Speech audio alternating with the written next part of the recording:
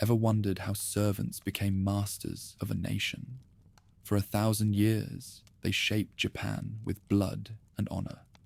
From humble clan fighters to shogun rulers, samurai transformed through civil wars that bathed the land in chaos.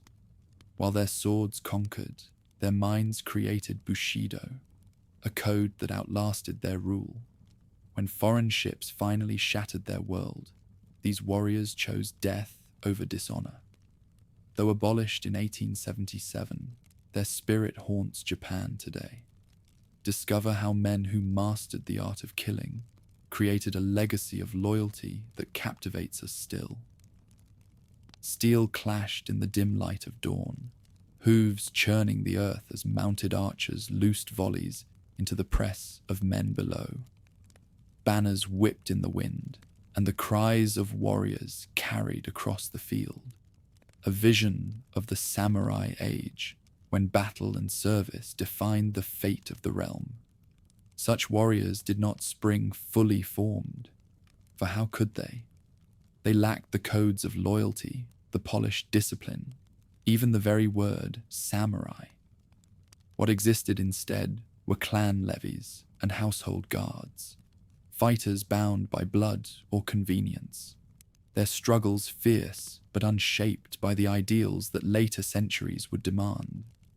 To reach the armored horsemen of legend, we must first return to a Japan where power lay in tomb-shadowed valleys and the ambitions of rival families. Mists drifted across the plains of Yamato, clinging to the vast mounds where emperors slept in earth and stone. Around their slopes, chieftains gathered retainers, each warband proclaiming descent from divine ancestors. Spears glimmered in the pale light. Bronze mirrors caught fire from the rising sun, and scouts' cries rang across the valleys. It was not yet the time of the samurai, but already the land was learning the language of war. The Kofun period left its monuments in towering burial mounds, their shapes rising like islands in the morning mist. These tombs testified to rulers whose authority rested on arms as much as ritual, and whose legitimacy depended on demonstrating the ability to command fighters. Rival clans fought for dominance, their banners painted with emblems of divine descent, their leaders wielding swords curved slightly for the thrust and heavy bows of laminated wood. To win meant tribute, land, and prestige. To lose meant subordination to neighbors or extinction altogether. Into this unsettled landscape came influences from across the water. The kingdoms of Korea fought their own endless wars, and the ripples reached Japan's shores. Baekje, locked in deadly rivalry with Silla and Goguryeo, sent envoys bearing gifts, silk-wrapped blades, books of Chinese learning, gilded ornaments, to secure Japanese aid. Alongside these treasures came appeals for warriors, and Japanese levies soon crossed the straits to join campaigns on the peninsula. There, amid the clash of Korean horsemen and the discipline of Chinese-trained troops, Japan's fighters met a harsher reality. At Hakusukinoe in 663, their fleet fell to Tang and Silla forces in a battle that ended with disaster. Ships burned on the waves, survivors cut down on shore, and the survivors who staggered home brought back a bitter truth. Clan-based bands and improvised tactics could not withstand the organized might of continental powers. Humiliation demanded change. In Yamato's court, the lesson took root. Japan could not stand among its neighbors without transformation. Ministers looked to Tang China, where bureaucracy and standing armies bound provinces to the throne, and they dreamed of remaking Japan in that image. But to enact such vision required daring. The moment came in 645. Soga no Iruka, whose family had long dominated the court, fell to assassins within the palace itself, cut down by rivals who claimed to act in defense of imperial dignity. His death opened the way for sweeping reform. Under Emperor Kotoku, edicts were proclaimed in the name of the Taika, Great Change. Land was declared property of the throne.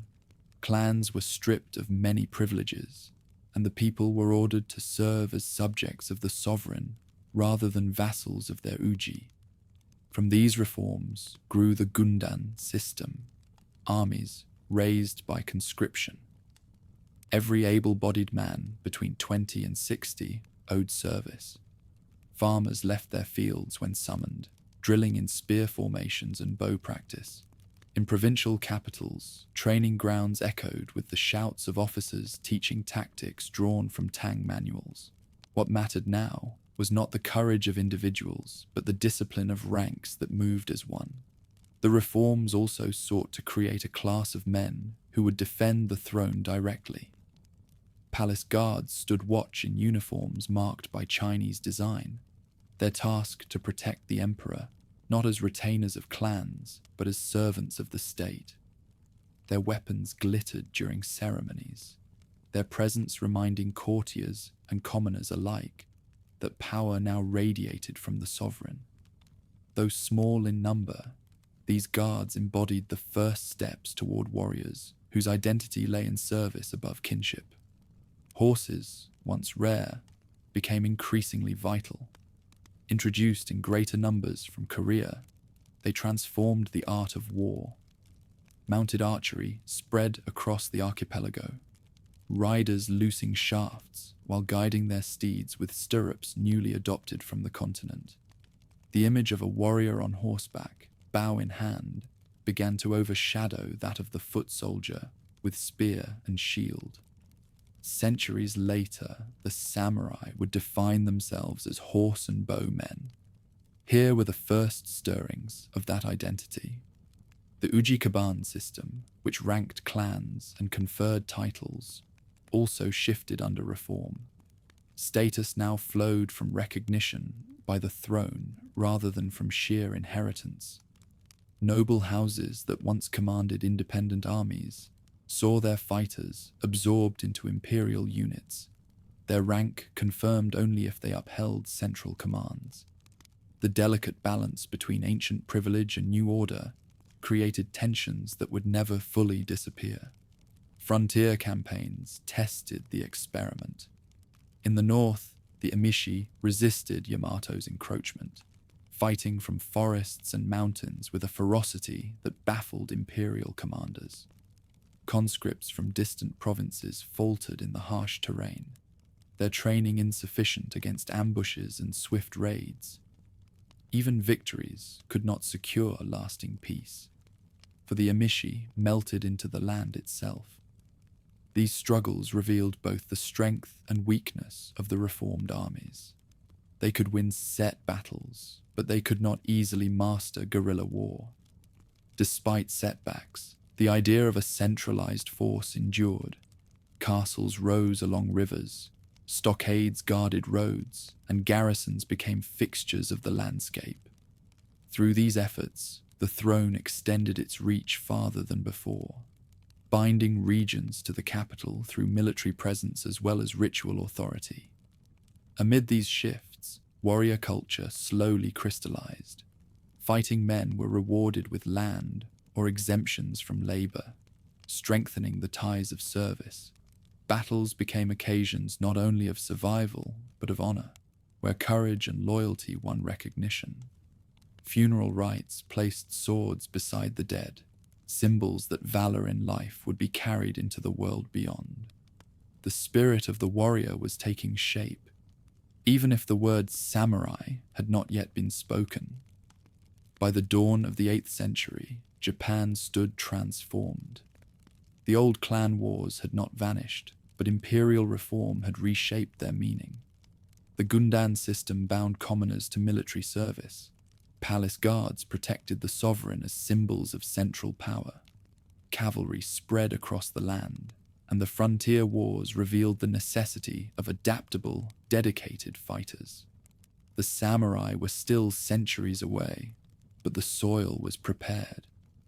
From tomb-lined valleys and reformed courts, from the ambitions of rulers and the resilience of their foes, the first outlines of Japan's warrior tradition emerged, bronze rang against bronze, as a line of soldiers tightened their grips on shields, eyes fixed on the gates of a northern stockade. Behind them, a governor's banner snapped in the wind, its painted emblem proclaiming the emperor's will in a land still unconquered.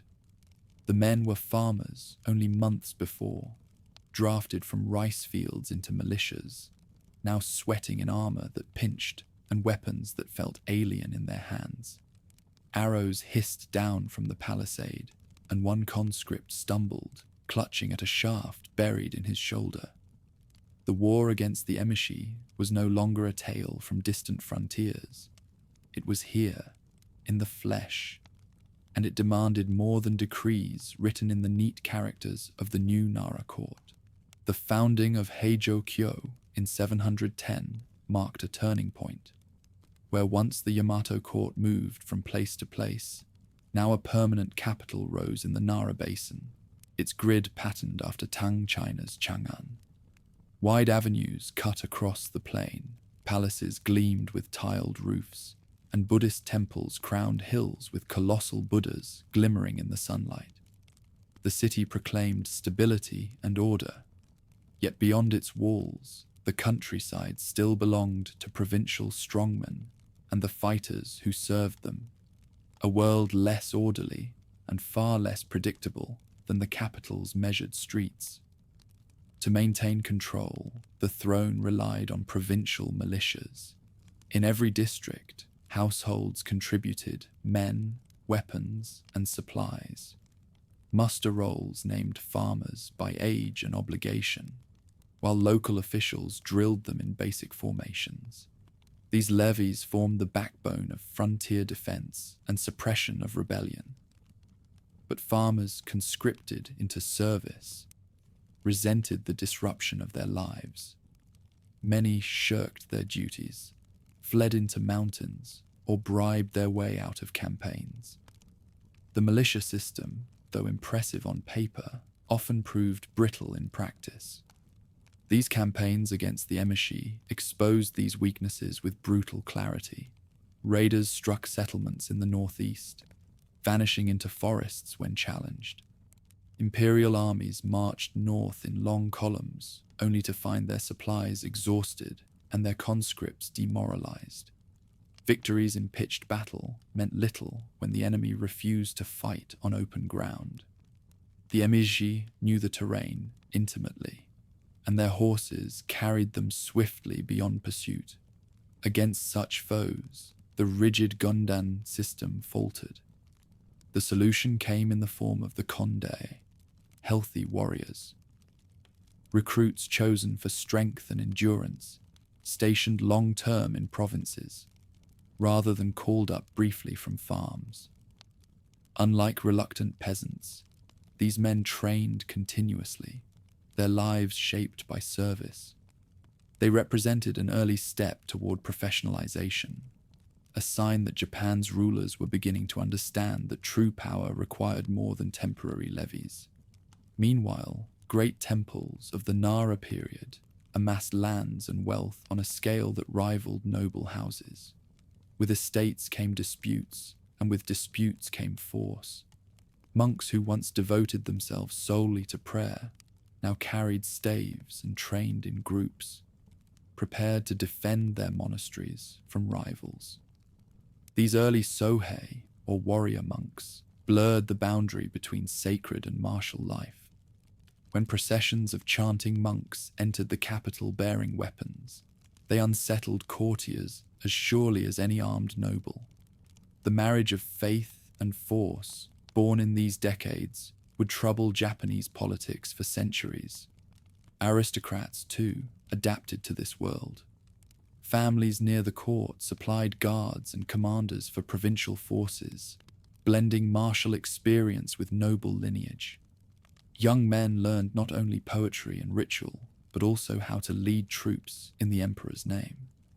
Prestige came increasingly from the ability to defend estates and enforce order, not just from ancestral claims.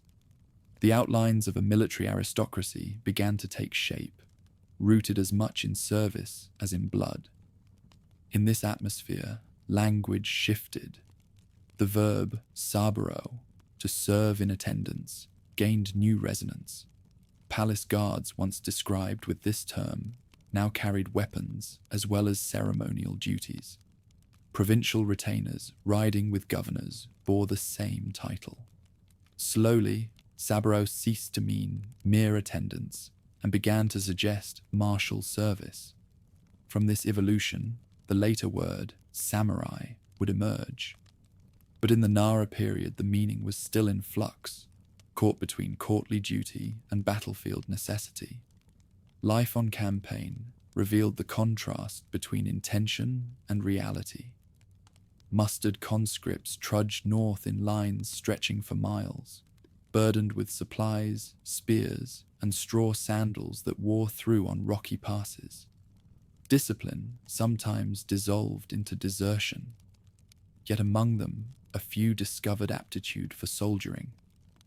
These men gravitated to the ranks of the Conde, staying on after others returned to farms, beginning the slow transformation of fighting from obligation into profession. Temples trained their defenders differently. Within cloisters, monks rehearsed chants in unison, then turned to practice with staves, their movements sharp and deliberate. To them, martial discipline was an extension of spiritual devotion, each strike an act of focus, each formation a mirror of monastic order. Outsiders saw contradiction, holy men with weapons, but to the monks themselves, defense of the Dharma justified arms. The throne's authority depended upon balancing these forces. Reluctant militias, trained conde, ambitious nobles, and armed monks. Governors sent to provinces struggled to assert control, often finding their orders ignored by local power holders.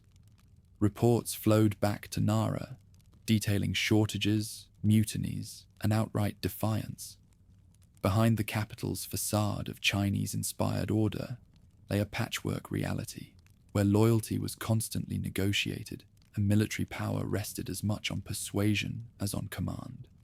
Still, progress was undeniable. Forts rose along northern rivers, their wooden walls bristling with watchtowers. New tactics spread through the provinces. Cavalry units drilled with bows, patrols learned to scout in hostile terrain, and supply lines were better secured. Though costly and uneven, these efforts carved a firmer imperial presence in lands once beyond the court's grasp. By the close of the 8th century, Japan stood at a crossroads. The Nara capital symbolized centralized rule, yet the engine of power remained dispersed. Provincial militias struggled to serve effectively, but the emergence of the Conde hinted at a shift towards standing forces. Monks armed in defense of their temples foreshadowed the entanglement of religion and war. Aristocrats blended courtly refinement with martial command, creating a social space where warriors could rise. And within language itself, the word saburo began its slow journey toward samurai, a title that would one day echo through centuries of Japanese history. The samurai had not yet arrived, but their shadow already stretched across the land. Torches flickered along the bridge at Uji as mounted warriors leaned forward in their saddles, arrows ready on taut strings. Beneath them, the river foamed with the spring melt, its roar drowned by the cries of men preparing for combat. The clash that followed, lords, retainers, monks, and mercenaries, all drawn into conflict, signaled the dawn of an age when provincial fighters, not imperial conscripts, would decide the fate of the realm. Yet this moment was centuries in the making, born from the slow unraveling of the old conscript system and the rise of private power across the provinces. When the court moved its capital to Heian in 794, it sought permanence and refinement. Broad avenues mirrored Tangchangan. Noble mansions gleamed with painted screens, and temples crowned the city with spiritual grandeur. Within palace walls, poetry contests and ceremonies eclipsed talk of war. But beyond the capital's ordered streets, reality told another story. Provincial unrest simmered, and the institutions created by the Taika reforms could no longer control the land as intended. The conscript armies of the Nara period had proved cumbersome and unpopular. Farmers resisted call-ups, governors falsified reports, and the Gundan system collapsed under its own weight. In its place emerged private forces raised by aristocrats, provincial elites, and wealthy temples. These fighters, no longer bound by seasonal service but by personal obligation, brought new flexibility to warfare. Loyalty shifted from the distant court to the immediate lord who paid or protected them. Across the provinces, landed families discovered that defending their estates required more than paperwork. They built fortified manors, recruited local bands, and turned surplus wealth into armed strength. These household warriors collected rents, guarded harvests, and kept bandits at bay. Over time, they gained reputation and cohesion, becoming something more than hired muscle. They were protectors of estates, precursors of the samurai class that would dominate the centuries to follow. Meanwhile, the throne still maintained its elite guards.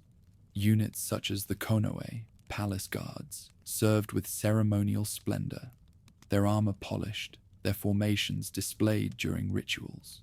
Yet their function was as much symbolic as practical, a reminder of imperial dignity rather than a decisive military force. Real power shifted steadily outward, into provinces where private armies were tested daily against rivals and raiders. The rise of provincial fighters coincided with the growing prominence of great warrior clans. Among them, the Taira and the Minamoto stood foremost. Both traced descent from imperial lines, the Taira from Emperor Kanmu, the Minamoto from various emperors who granted the name to collateral branches. With court recognition came prestige. With provincial estates came manpower. These clans blended noble blood with practical military command, embodying the fusion of aristocracy and martial strength that defined the Heian Age. Conflicts in the mid-12th century revealed how decisive these houses had become. The Hogan disturbance of 1156 erupted from a dispute over imperial succession, drawing the Taira and Minamoto into opposite camps. The fighting in Kyoto's streets was brief but brutal, ending with burned palaces and slain nobles. It marked more than a political squabble. It demonstrated that disputes of succession could no longer be resolved by ritual alone. They required armed intervention. Only 3 years later, the Heiji disturbance of 1159 confirmed the trend. In a sudden coup, Minamoto warriors seized Kyoto, but Taira no Kiyomori countered with decisive force. The city once again burned, captives were executed, and the Taira emerged dominant. Kiyomori's victory made him the first warrior to rule the court itself, his clan's power eclipsing that of traditional aristocrats. Through violence, the balance of the realm had shifted. Such upheavals were rooted not only in ambition, but also in the gradual evolution of warrior culture. Early fighters prized valor and lineage, but Heian warriors began to articulate ideals of loyalty, duty, and service. Tales and war songs celebrated those who stood by their lords unto death, or who charged recklessly into the enemy for honor's sake. These proto-Bushidō values were not yet codified, but the seeds had been sown. Life for these warriors was not only battle. Many served as estate managers, tax collectors, and enforcers of order. They ensured rice reached the capital, kept peasants in line, and mediated disputes with neighboring estates. Service with sword and bow was only one side of their identity. Administration and discipline defined them just as much. Over time, their households grew into stable retainer bands, linked by ties of loyalty and rewarded through land or exemptions. Temples and monasteries remained formidable forces. Their warrior monks marched in processions with weapons in hand, pressing demands upon the court. Armed clashes between rival temples erupted in the capital itself, where burning halls and smashed images testified to the mingling of piety and violence. The court often found itself powerless before these armed clergy, turning instead to warrior families for defense. Thus, secular and religious forces alike relied increasingly on provincial strength. Despite the turbulence, court culture remained dazzling. Aristocrats refined arts of poetry, calligraphy, and ritual, while delegating the harsher business of enforcement to their provincial allies. Warriors who gained access to the capital discovered a world of elegance far removed from muddy fields. Some learned its forms, balancing martial prowess with cultured manners. Others remained outsiders, their rough edges marking the contrast between the polished Heian court and the realities of provincial power. In this world of contrasts, identity shifted. Warriors were still servants, still those who saburo, but their service took new shape. They fought less as conscripts bound by decree, and more as loyal men bound by oath. Their weapons defended not the state as an abstraction, but the estates, families, and lords whose fortunes they shared. Through such bonds, the outlines of the samurai way began to emerge, though the word itself was only just acquiring its martial sense. The late Heian period thus marked a threshold. Conscription had withered, private armies flourished. Great clans rose to prominence. Temples wielded soldiers, and the court increasingly leaned upon provincial might. The Hogan and Heiji disturbances showed how far this shift had gone, as succession disputes ended not with compromise but with blood. From the courtly streets of Kyoto to the contested fields of the provinces, the balance of Japan's power tilted irrevocably toward the warriors. And when that balance tipped fully, the samurai would cease to be mere servants and become the rulers of the realm. The river at Uji thundered with spring flood, its surface a torrent of foam and broken branches. Across it stretched the bridge, narrow, fragile, and the only path by which the enemy could pass. Minamoto warriors swung their axes, smashing planks until gaps opened over the racing water. Arrows hissed overhead, monks from Midera loosing shafts as they chanted sutras for courage. On the far bank, the Taira host gathered in glittering ranks, banners rippling red against the sky. In that moment, the struggle for Japan's future was not decided by emperors in palaces, but by men on horseback, by blades clashing over a river in flood. The Genpei War began in fire and fury in 1180, when Taira no Kiyomori's dominance over the court provoked rebellion.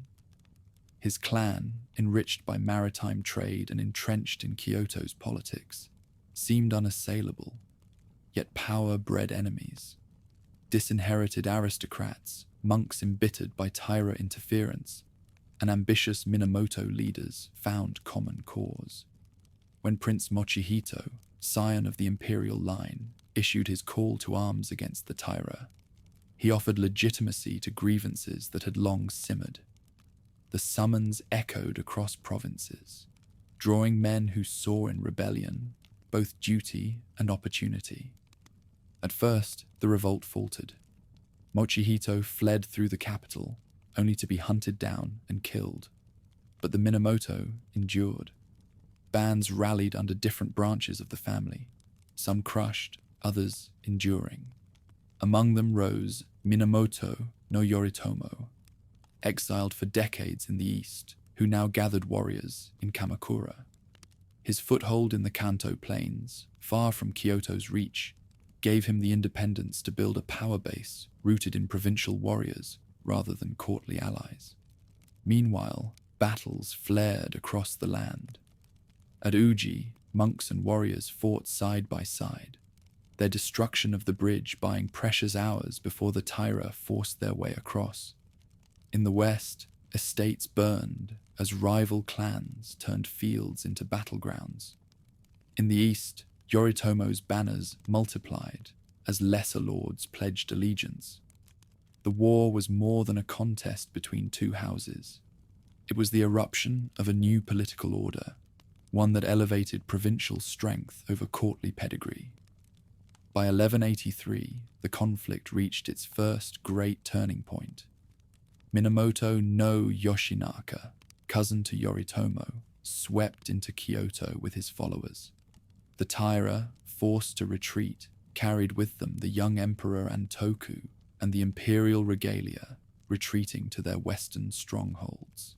For a moment, Yoshinaka stood triumphant in the capital, but his rough manners and arrogant claims alienated nobles and fellow warriors alike. His ambition overreached, and soon he found himself challenged by his own kin. The clash came at the Battle of Awazu in 1184. Yoshinaka's forces, pressed hard, broke beneath the onslaught of Minamoto brothers Yoshitsune and Noriori, loyal to Yoritomo. Legends tell of Tomoe Gozen, a female warrior riding into combat with bow and sword, her valor rivaling that of any man on the field. She cut her way through foes before vanishing from history, leaving behind a tale that echoed through generations. Yoshinaka fell in the chaos, his brief grasp at power ending in blood. Kyoto once more bore witness to flames. Palaces burned, and the shifting tides of war left the city battered and exhausted. The court, long accustomed to manipulating rival clans, found itself powerless before the sheer momentum of military struggle. The real contest moved westward, where the Taira gathered strength for a final stand. In 1184, Yoshitsune and Noriori struck again, this time against Taira fortresses. At Ichinotani, they launched a daring attack from the mountains, charging down slopes thought impassable. Horses thundered into the rear of the Taira camp as allies pressed from the front. Panic spread, and the once mighty clan suffered grievous losses. Survivors fled to ships, retreating along the inland sea. The next year brought the Battle of Yashima. Taira forces, entrenched on an island stronghold, believed themselves secure behind the sea. Yoshitsune proved otherwise. Leading his men across treacherous waters, he struck swiftly at night, seizing the shore and forcing the enemy to scatter. Tales linger of a Taira fan placed atop a mast as a challenge, and of Nasu no Yoichi, the archer who loosed a single arrow that struck it true, earning eternal renown. Such moments, half history, half legend, reveal how the Genpei War embedded itself in memory, not only as conflict, but as story. The struggle reached its climax in 1185 at Dan no Ura, a naval battle fought in the narrow straits off Shimonoseki. Fleets maneuvered across turbulent tides as arrows rained and ships crashed together. At first, the Taira pressed their advantage, their vessels surrounding Minamoto craft.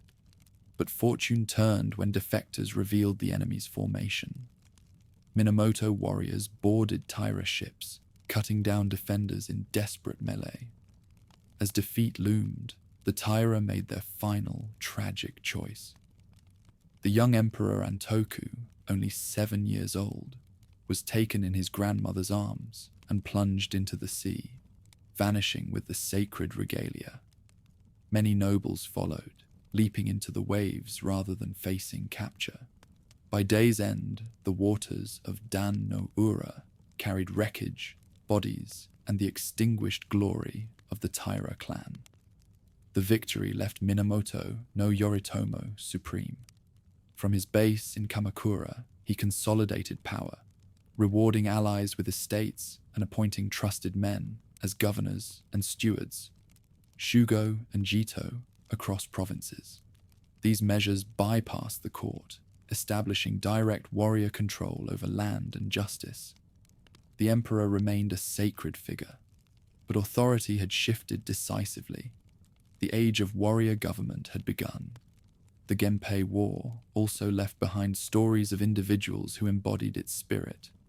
Minamoto no Yoshitsune, brilliant and audacious, won glory at Ichinotani, Yashima, and Dan no Ura, his tactics daring to the point of recklessness. His companion Benki, the warrior monk, stood as the very image of loyalty, said to have died on his feet, bristling with arrows yet unyielding.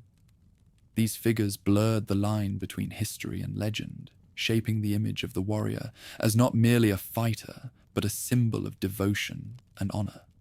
Women, too, appeared in chronicles.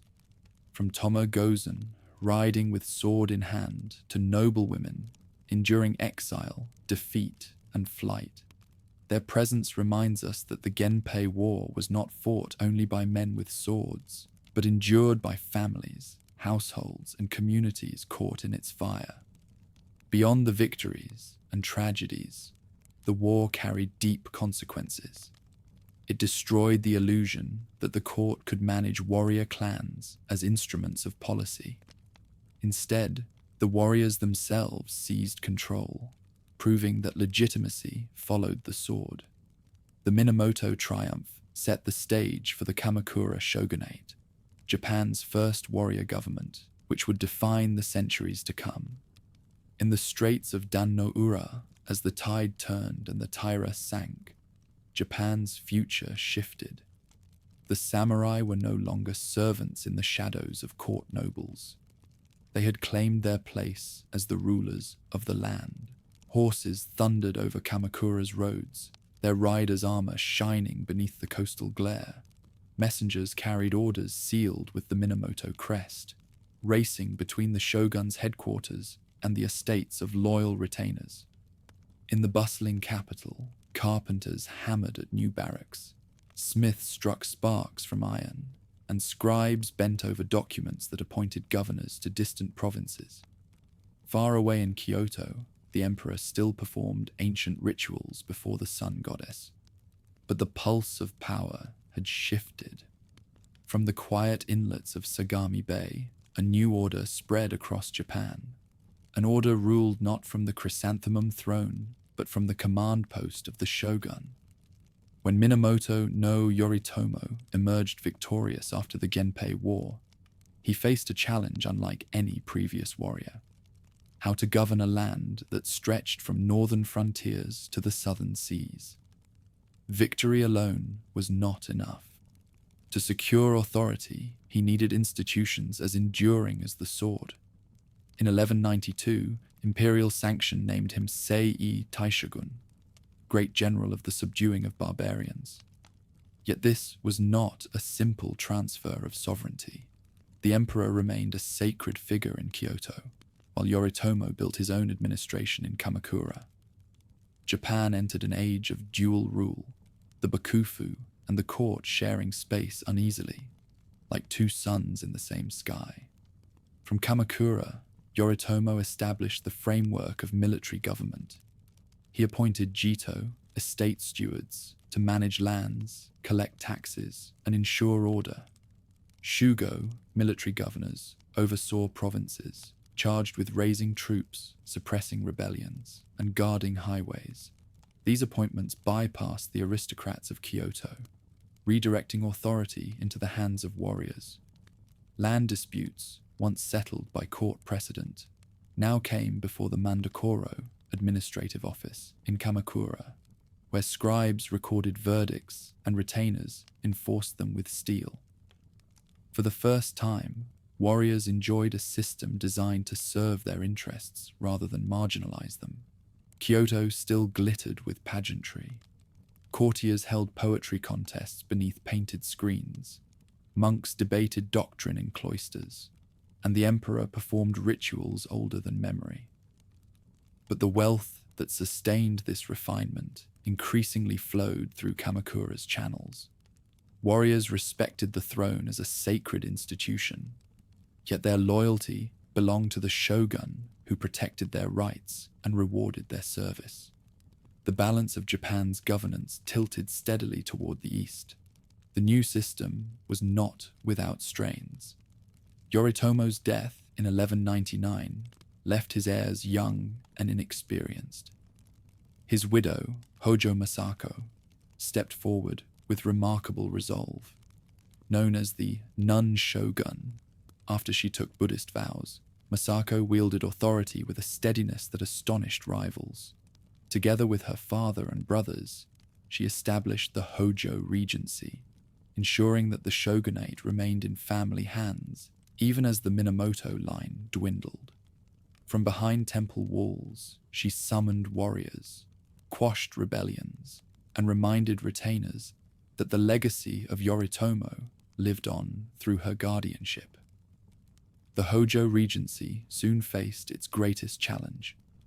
In 1221, Emperor Go-Toba, determined to restore imperial power, raised banners in what became the Jokyu War.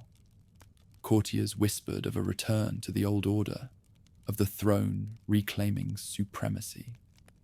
But Kamakura's warriors answered Masako's call. Hosts poured westward, disciplined and determined.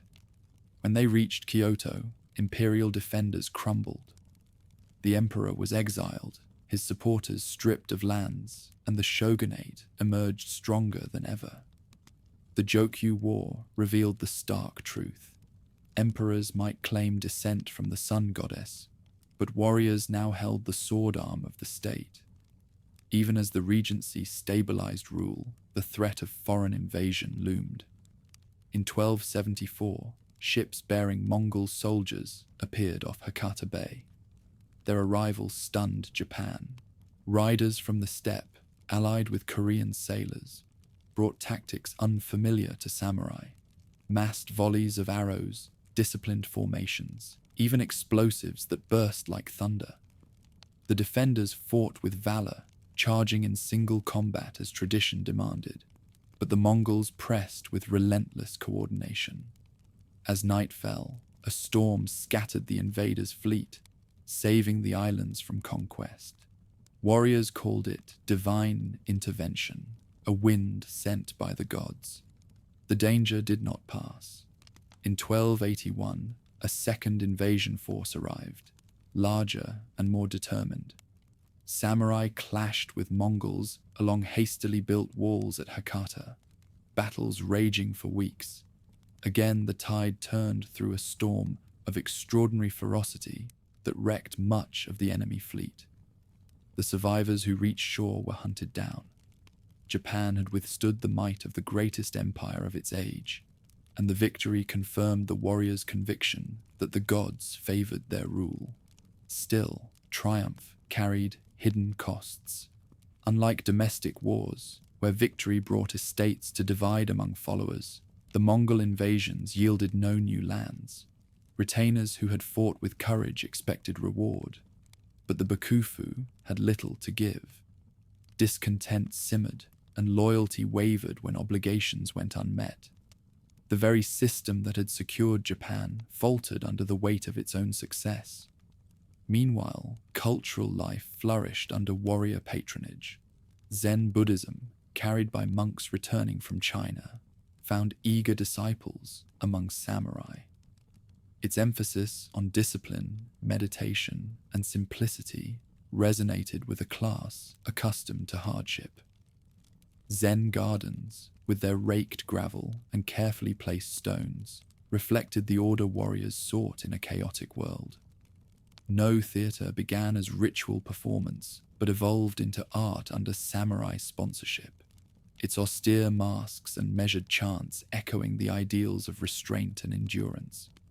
The sword remained central, yet warriors also became patrons of poetry, tea, and architecture, shaping a culture both martial and refined.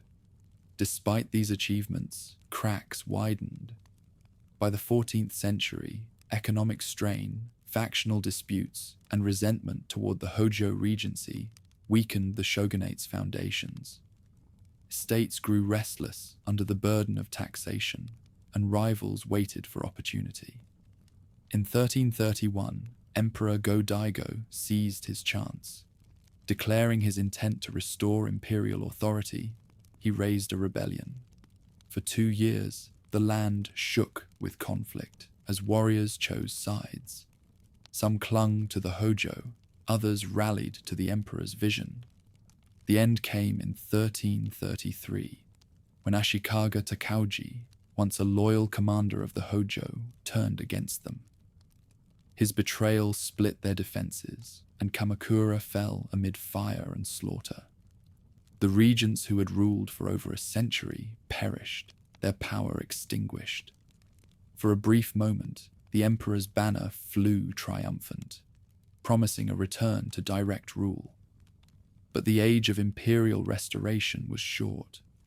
From the ashes of Kamakura's fall rose yet another warrior regime, one that would carry Japan into its next era of strife. The Kamakura shogunate had endured for nearly 150 years. It had survived internal dissent, crushed imperial resistance, and repelled the Mongol threat. More importantly, it had established the pattern of warrior government, a dual system where emperors reigned but samurai ruled. From Kamakura's seaside headquarters, warriors learned not only to fight but to govern, to judge disputes, and to build institutions that outlasted their founders. Their experiment in shared sovereignty reshaped Japan, ensuring that from this time forward, no ruler could ignore the will of the sword. The smoke of burning temples rose over Kyoto as warriors clashed in the streets, their banners whipping in summer winds.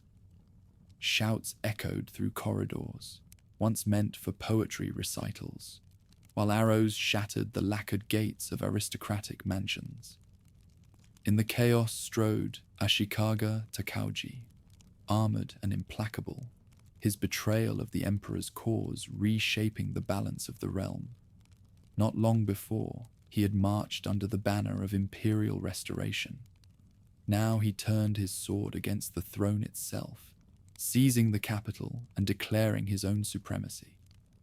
From that reversal began an age of contradiction, of warriors enthroned as rulers, yet too weak to command unity, of Japan split between rival courts, and of culture flourishing even as political authority decayed. In 1333, the Kamakura shogunate collapsed when Emperor Go-Daigo, intent on reviving imperial authority, called the realm to rebellion. His supporters rallied to the cause of the throne, and for a brief moment it seemed that the ancient ideal of a sovereign unchallenged might return. But warriors who had fought to topple the Hojo soon discovered that the emperor's promises brought little reward. Land disputes multiplied, obligations went unmet, and resentment spread among those who had risked everything. Into this discontent stepped Ashikaga Takauji. Sent originally to suppress the rebellion, he shifted allegiance, seeing in the emperor's failures an opportunity for himself. His seizure of Kyoto in 1336 ended the Kenmu restoration and set the stage for a new warrior government. Yet legitimacy could not be claimed so easily. Go-Daigo refused to yield, retreating south to Yoshino, where he established a rival throne.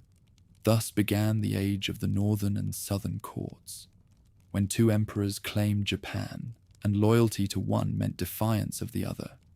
Warriors across the provinces faced agonizing choices. Some rallied to the northern court, enthroned under Ashikaga protection in Kyoto. Others swore to Go-Daigo's southern court, honoring the claim of uninterrupted imperial descent. Battles flared from mountain valleys to coastal plains, castles seized and retaken, allegiances shifting as fortunes rose and fell. Yet beneath the rhetoric of legitimacy, the reality was clear. The Ashikaga shogunate survived not through unbroken loyalty, but through pragmatic alliances, negotiated daily with provincial lords who demanded reward in land and privilege. Unlike the Kamakura regime, the Ashikaga lacked the firm structures of stewardship and governance that had once bound warriors to their center. Authority radiated weakly from Kyoto, where the shogun relied on personal charisma and shifting coalitions rather than enduring institutions. The consequence was fragmentation. Provincial governors, once instruments of central control, grew into autonomous warlords. Their titles gave them legal sanction, but their power derived from military might. Over time, they became shugo-daimyo, regional lords who carved out dominions that owed only nominal allegiance to Kyoto. Even so, in the midst of political weakness, cultural achievement reached dazzling heights. Zen Buddhism, patronized by the Ashikaga and their allies, infused art, architecture, and philosophy. Monks returning from China brought with them ink painting, garden design, and the contemplative practices of meditation. In Kyoto's temples, dry landscapes of raked gravel and carefully placed stones embodied spiritual discipline. The tea ceremony, refined in these decades, expressed ideals of simplicity and restraint that resonated deeply with warriors who sought order in a fractured age. The shogunate itself became a patron of the arts. Ashikaga Yoshimitsu, the third shogun, presided over a court whose splendor rivaled that of the old Heian aristocracy. His pavilion at Kinkakuji, the Golden Pavilion, shimmered above its reflecting pond, a vision of elegance that concealed the instability beneath. Yoshimitsu cultivated Chinese trade, sending ships across the seas in exchange for silk, porcelain, and books. Through this commerce, the warriors of Japan found themselves connected to the wider currents of East Asia, even as their own provinces seethed with unrest. In provincial domains, power hardened in new forms. Castles, once simple stockades, grew into fortified centers of authority. Stone walls, watchtowers, and moats transformed the landscape, symbols of lords who no longer relied on Kyoto for defense. From these strongholds, shugo-daimyo administered justice, collected taxes, and mustered armies. Their households expanded, retainer bands swelling into permanent military organizations. Service was rewarded with land and stipends, forging ties of loyalty that surpassed old clan bonds. Still, the image of the warrior retained its dual aspect. On one hand, he was the sword-bearing enforcer of provincial lords, his armor lacquered black, his bow and spear ready at command. On the other, he became the patron of temples, gardens, and theaters. It was in this period that no drama flourished under warrior sponsorship, its slow, deliberate movements and austere masks reflecting both spiritual contemplation and martial gravity. To attend a performance in a Kyoto hall was to glimpse the paradox of the Ashikaga era. Violence and refinement entwined like ivy on stone. Tensions between center and province never eased. The shogunate's reliance on negotiated power meant that when disputes broke out, Kyoto had little strength to impose resolution. Shugo-daimyo fought one another for territory, their private wars devastating the countryside. Peasants bore the burden, their rice fields trampled, their labor seized for fortifications. Some rose in protest, banding together in leagues that refused taxes and resisted officials. These ikki foreshadowed the social unrest that would later sweep across Japan. Ashikaga Yoshimitsu sought to stabilize his rule through magnificence and diplomacy. He even entertained claims to equal status with the Chinese emperor, styling himself King of Japan in correspondence. His court glittered, but the stability he forged was personal, not institutional. After his death in 1408, factionalism returned. Later, shoguns lacked his authority, and the fragile balance fractured again. By the mid-15th century, the shogunate's weakness was plain. Successive rulers struggled to control their own retainers, much less the provinces. disputes over succession and favoritism split the capital into rival camps. In the provinces, Shugo daimyo ruled with near independence, building their own networks of vassals. The duality of the Ashikaga age lay bare. Cultural brilliance gleamed in Kyoto's temples, while political control withered beyond its walls. The stage was set for disaster. In 1467, a dispute over succession to the shogunate erupted into open conflict. Armies marched into Kyoto, each side claiming legitimacy, each backed by powerful lords. The resulting conflagration, known as the Ōnin War, reduced the capital to ruins and scattered refugees across the land. For 10 years, fighting turned neighborhoods into charnel grounds, temples into fortresses, and palaces into ashes. When the smoke cleared, the authority of the Ashikaga shogunate lay shattered. What endured was not centralized rule, but the power of provincial lords, hardened by years of war and sustained by their castles and retainers. Out of the wreckage of the Ashikaga order rose the age of the Sengoku daimyo, warlords whose ambition recognized no master but themselves. The Ashikaga era, stretching from Takauji's betrayal to the Ōnin War, was thus a time of paradox. Politically fragile, it failed to unify the land. Yet culturally, it produced achievements that still define Japanese identity. Warriors who could not govern effectively, nonetheless, fostered Zen gardens, no drama, and the tea ceremony. Their weakness gave rise to fragmentation, but their patronage gave Japan a cultural legacy as enduring as their castles were temporary. Ash and smoke hung heavy over Kyoto as soldiers stalked through the ruins of what had once been noble mansions. Roof beams jutted like broken ribs, screens painted with poems and landscapes lay charred in the mud, and temple bells cracked in the firestorm lay silent. Along alleyways, armored retainers looted with abandon, while bands of foot soldiers stripped corpses of their armor. The capital, for centuries, the heart of culture and ceremony, had become a battlefield. It was here that the Ōnin War turned Japan from fragile unity into a land consumed by ceaseless strife. The conflict began not with foreign invasion, but with dispute over succession. In 1467, Shogun Ashikaga Yoshimasa faced the problem of heirs.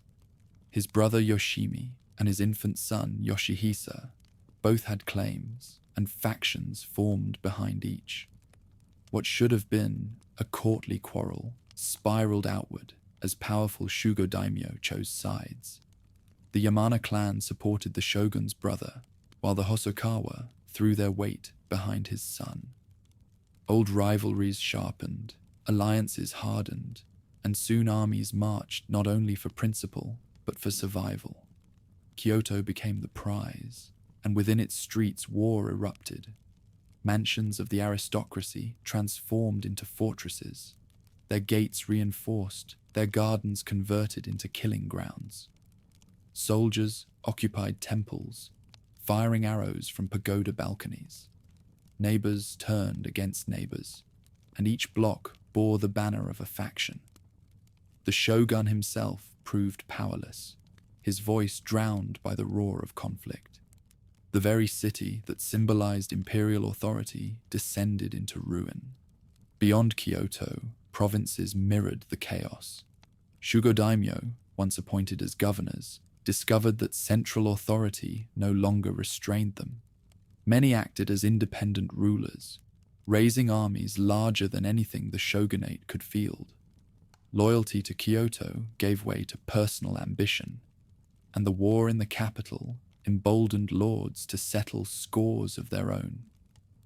The fragile fabric of Ashikaga authority unraveled, thread by thread, across the islands. The devastation struck ordinary people most cruelly. Peasants who had labored for harvests saw their fields trampled by marching armies. Markets emptied, famine spread, and disease followed in the wake of destruction. Yet out of hardship came new forms of resistance. Villagers formed leagues, or iki, pledging to defend themselves against predatory lords and tax collectors. Some leagues seized castles, declared communal governance, and held out for years before being crushed. Their uprisings revealed the extent to which central order had collapsed, and local communities struggled to survive by their own strength. A new kind of soldier also rose to prominence: the Ashigaru, or Lightfoot warriors. Drawn from the ranks of peasants and wanderers, these men joined armies for pay or plunder. Ill-equipped at first, they soon became indispensable. Ashigaru swarmed across battlefields with spears and pikes, overwhelming aristocratic retainers accustomed to duels of mounted archery. Their numbers gave them strength, and their presence marked a shift from elite warrior bands to mass armies. The rise of the Ashigaru signaled a democratization of violence, where warfare no longer belonged solely to hereditary fighters. The transformation of castles reflected the age. No longer were they mere wooden stockades. Now they became stone fortresses, commanding hills and valleys. Lords recognized that control required permanent strongholds, centers from which to rule and resist. Around these castles, merchants and artisans gathered, seeking protection in exchange for goods and services. Thus were born the first castle towns, embryonic cities that tied commerce to military might.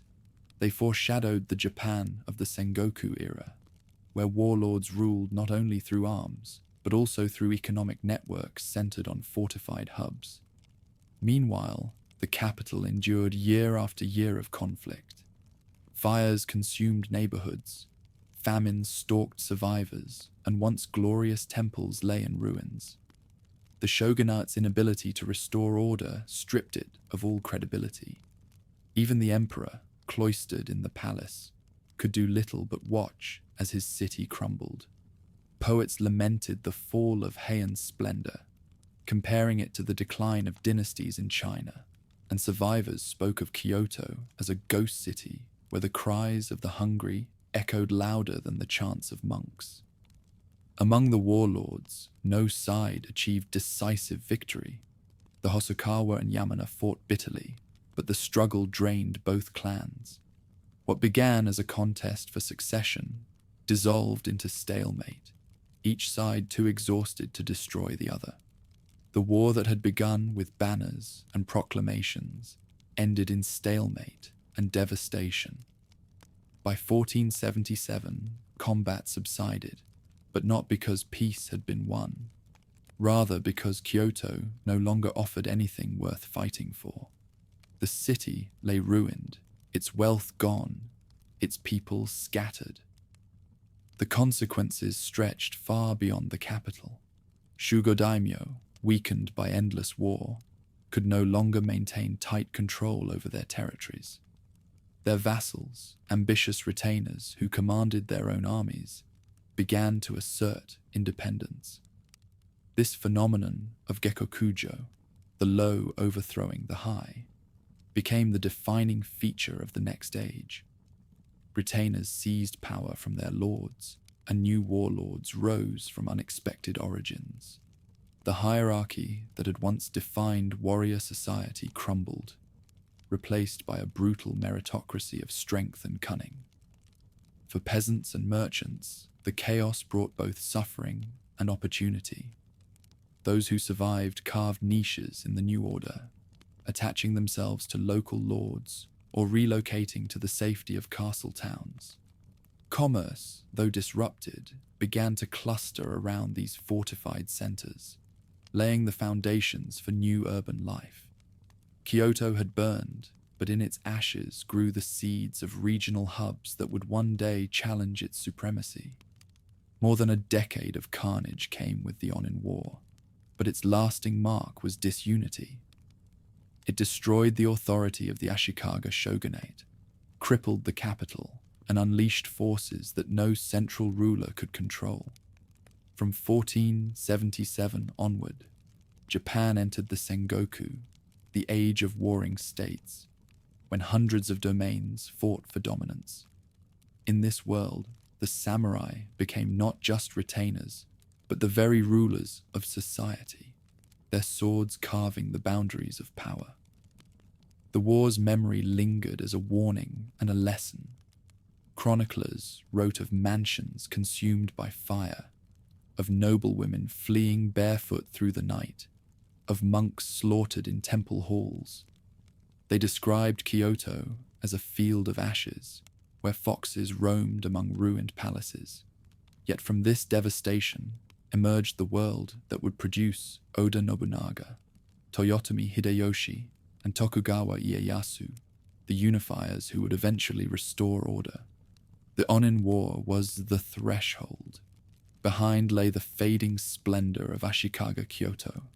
Ahead stretched a century of unrelenting struggle. The descent into chaos was complete. Japan had entered a new age where ambition knew no master, and the only law was the sword. The sound of hammers echoed through the valley as peasants, craftsmen, and warriors labored side by side. Timber frames rose, stones were hauled into place, and ditches filled with water. At the center of the construction stood a keep of unprecedented scale, its towers commanding every road and field in sight. Around its base clustered rows of new dwellings, markets, workshops, and inns, forming a settlement drawn together by the promise of protection and profit. This was not merely a fortress, it was the heart of a new society. Across Japan in the late 15th century, castles like this multiplied, each a symbol of lordship and ambition. The Sengoku age had begun, an era when every domain became a battlefield, and every stronghold the seed of a city. Japan lay in ruins after the chaos of the Ōnin War. The Ashikaga Shogunate remained in Kyoto, but its authority was a shadow of its former self. The city lay in ruins, aristocrats impoverished, and the court reduced to ceremonial impotence. Across the provinces, power flowed not to shoguns or emperors, but to ambitious lords who carved domains by force of arms. These were the Sengoku daimyo, warlords of the warring states, each determined to survive and expand in a world where alliances shifted as quickly as the wind. Their rise was marked by the collapse of traditional hierarchies. Shugo daimyo, once secure as provincial governors, found themselves challenged by their own retainers. The principle of Gekkokujo, the low overthrowing the high, became the rule of the age. A retainer who seized his lord's lands and held them by sword quickly found recognition from neighbors. For in the Sengoku world, legitimacy followed success, not pedigree. Families of humble origin could rise to prominence.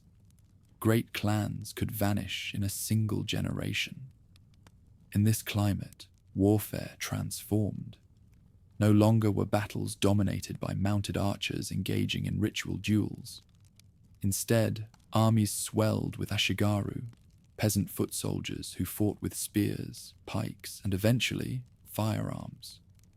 Lords recognized that massed infantry could decide battles where aristocratic retainers had once held sway.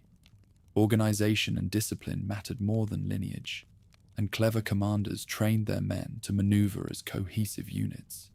The battlefield became less a stage for individual valor and more a crucible of strategy. Castles anchored this new order. Unlike the hilltop fortifications of earlier centuries, Sengoku castles dominated plains and river valleys. Stone bases supported towers that loomed over the countryside, while moats and walls forced attackers into killing zones. Around these castles grew towns where merchants thrived under the protection of the garrison. The daimyo who commanded such centers controlled not only soldiers, but also trade routes, artisans, and markets.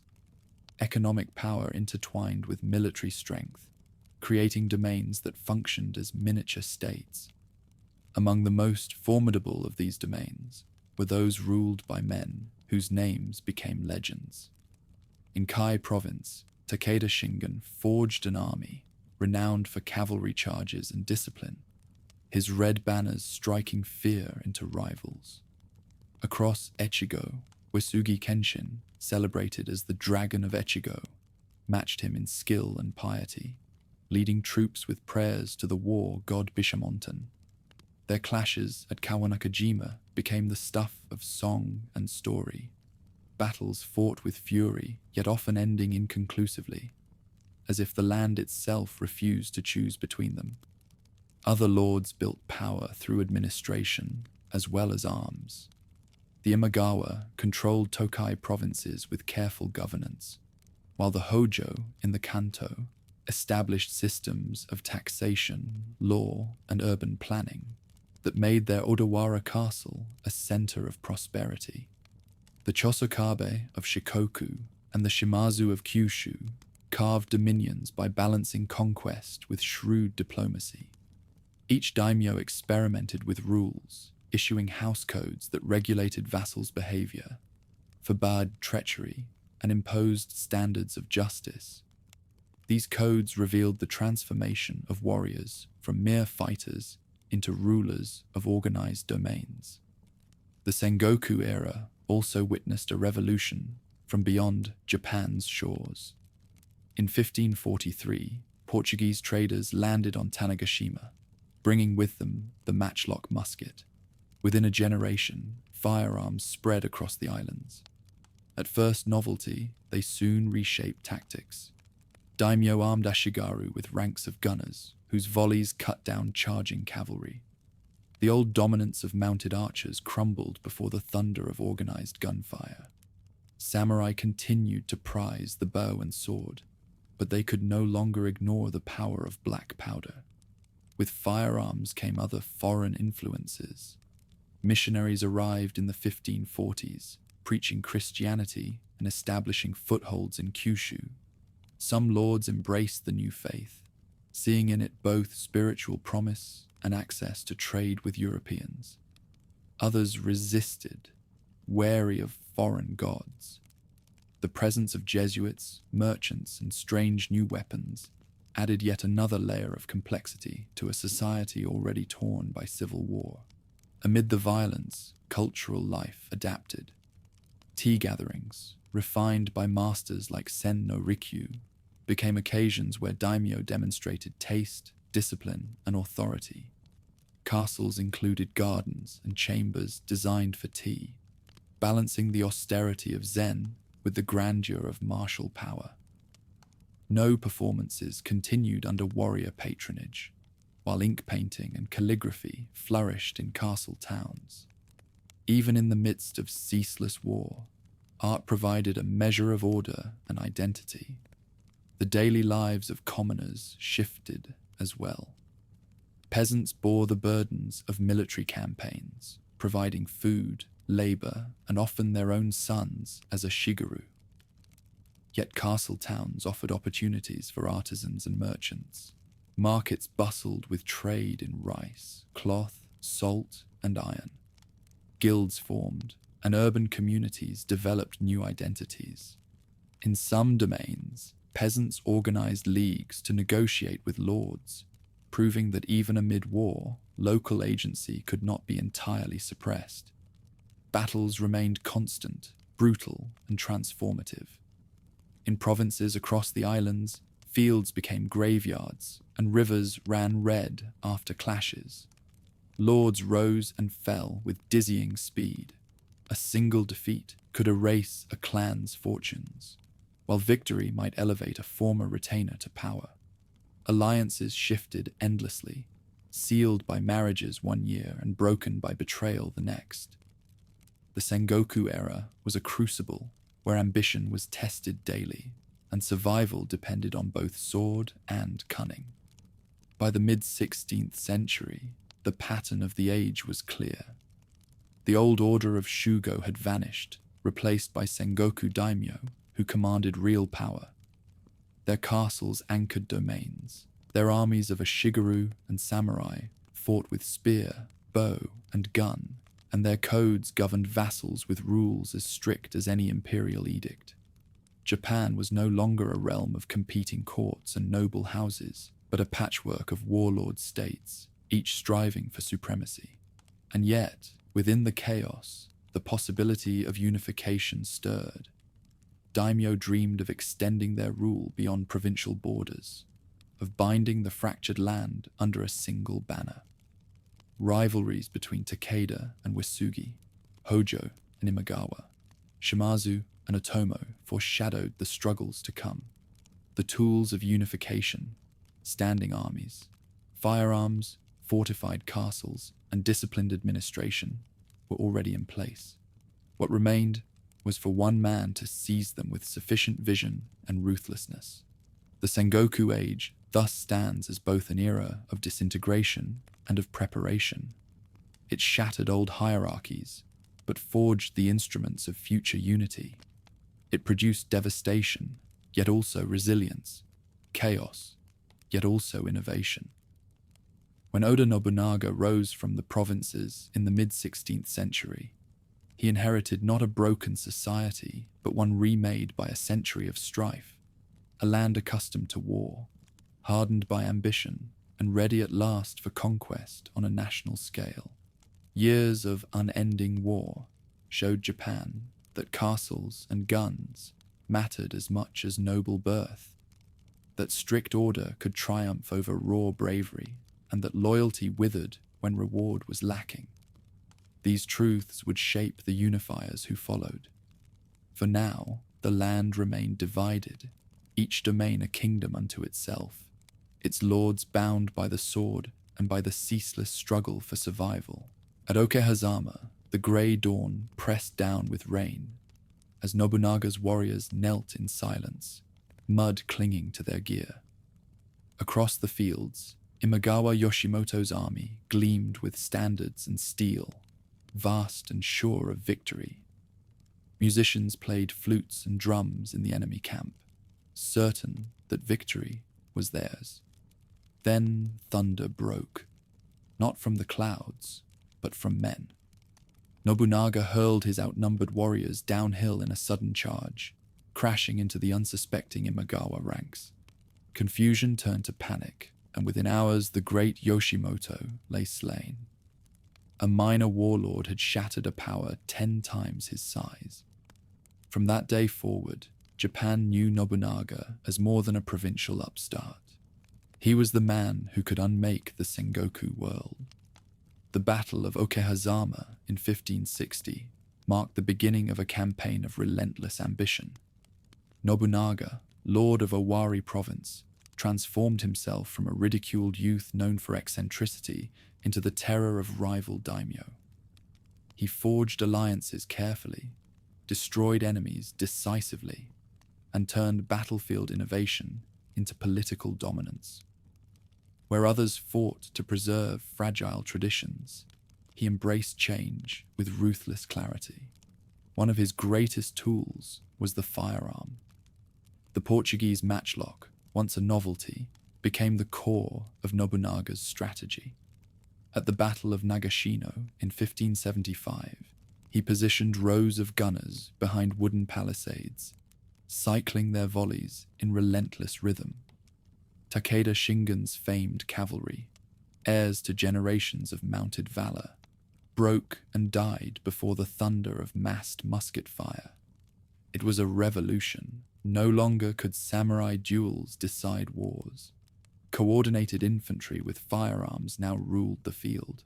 But Nobunaga's genius was not only military. He reshaped the economy of war. By securing control of trade routes, markets, and port towns, he turned commerce into a weapon. He encouraged merchants, reduced toll barriers, and promoted free markets within his territories. Wealth flowed into his coffers, sustaining armies larger than his rivals could imagine. In this, he proved that victory required not only courage, but also resources, that rice and silver could weigh as heavily as steel. Kyoto felt his presence with both awe and terror. When he marched into the capital, he he restored order to streets long torn by war. Yet he did not hesitate to burn down Enryakuji, the great monastery on Mount Hiei, whose warrior monks had long defied daimyo and shogun alike. Flames consumed temples, statues, and scrolls as thousands perished. To Nobunaga, resistance was intolerable, whether from rival lords, monks, or even emperors. Authority had to be absolute, and he alone would wield it. His ambition extended beyond conquest. Nobunaga dreamed of unifying all Japan under his rule, ending the chaos of the Sengoku age. He courted foreign traders, welcomed Jesuit missionaries, and experimented with new technologies and ideas. His openness to Christianity was pragmatic. He saw in it a counterbalance to the Buddhist institutions that had opposed him. Missionaries marveled at his patronage, while rivals whispered of a man willing to embrace any tool for power. Even so, Nobunaga's story ended not in triumph, but in betrayal. In 1582, while lodged at Honnoji in Kyoto, he found himself surrounded by the forces of Akechi Mitsuhide, once a trusted general. Caught unprepared, Nobunaga chose death by fire and blade, rather than capture. The man who had broken the old order fell to treachery within his own ranks, but his vision did not die with him. His generals, determined to preserve his legacy, carried the banner of unification forward. Among them, Toyotomi Hideyoshi proved most remarkable. Born the son of a peasant foot soldier, he rose through talent and charisma to become Nobunaga's most trusted lieutenant. Where others scorned his lowly birth, Hideyoshi outwitted them on campaign after campaign, turning setbacks into victories. After Nobunaga's death, he moved swiftly, defeating Mitsuhide at Yamazaki and then overcoming rival claimants. Within years, Hideyoshi controlled more of Japan than Nobunaga had ever achieved. Hideyoshi's genius lay in consolidation. He recognized that unification required not only conquest, but also control of society itself. In 1588, he issued the Sword Hunt Edict, ordering the confiscation of weapons from peasants and monks. Henceforth, only the samurai class could bear arms. By this decree, he froze social mobility, separating warriors, farmers, artisans, and merchants into rigid categories. The distinction between ruler and subject became sharper than ever before, and the samurai stood alone as the armed elite. He also pursued land surveys, measuring fields with ruthless efficiency to determine exact tax obligations. Peasants could no longer conceal harvests or evade duties. Every grain of rice was counted. With these reforms, Hideyoshi built a stable foundation for rule, one that survived long after his death. Domains became bureaucratic as well as martial, with records and laws reinforcing the authority of their lords. Ambition drove him further still. With the islands pacified under his control, Hideyoshi turned his gaze abroad. In 1592, he launched an invasion of Korea, sending hundreds of ships across the sea. Samurai who had once fought each other now marched side by side on foreign soil. At first, they surged across the peninsula, overwhelming Korean defenses, but resistance stiffened and Ming China intervened. The war dragged on, draining resources and lives. A second invasion in 1597 ended in stalemate, with Japanese forces eventually retreating. Hideyoshi's dream of conquering the continent collapsed in exhaustion. These campaigns, however, left a profound mark on the samurai. For the first time, they fought not merely to defend domains or seize provinces, but as soldiers of a national cause, however tenuous. Tales of heroism and brutality spread on both sides, and the memory of overseas war haunted the generations that followed. Christianity, too, became entangled in Hideyoshi's reign. At first tolerant, he grew suspicious of missionaries' influence and their loyalty to foreign powers. In 1597, he ordered the execution of 26 Christians in Nagasaki, a grim warning of what would follow in later decades. Yet for a time, Christian lords flourished in Kyushu, their faith entwined with trade and politics. The presence of this new religion deepened Japan's entanglement with global currents, even as Hideyoshi sought to control it. By 1598, the great unifier lay dying, his Korean adventure undone, and his heirs still young. On his deathbed, he appointed a council of regents to protect his infant son, Hideyori. But his absence opened the way for new struggles. The sword hunts, land surveys, and class distinctions endured, yet the question of who would wield supreme power remained unanswered. The stage was set for another reckoning, one that would pit Hideyoshi's allies and rivals against each other in the decisive struggle to come. Under Nobunaga and Hideyoshi, Japan entered an age of transformation. The field of battle shifted from the honor of ritual combat to the cold precision of gunfire. The great lords ceased to wander as marauders, instead taking root as rulers of lands and people. Class hardened into iron divisions, samurai standing apart with their exclusive right to bear arms. Japan's vision widened too, drawn to Korea and beyond, and its harbors filled with ships carrying trade and new faiths from across the seas.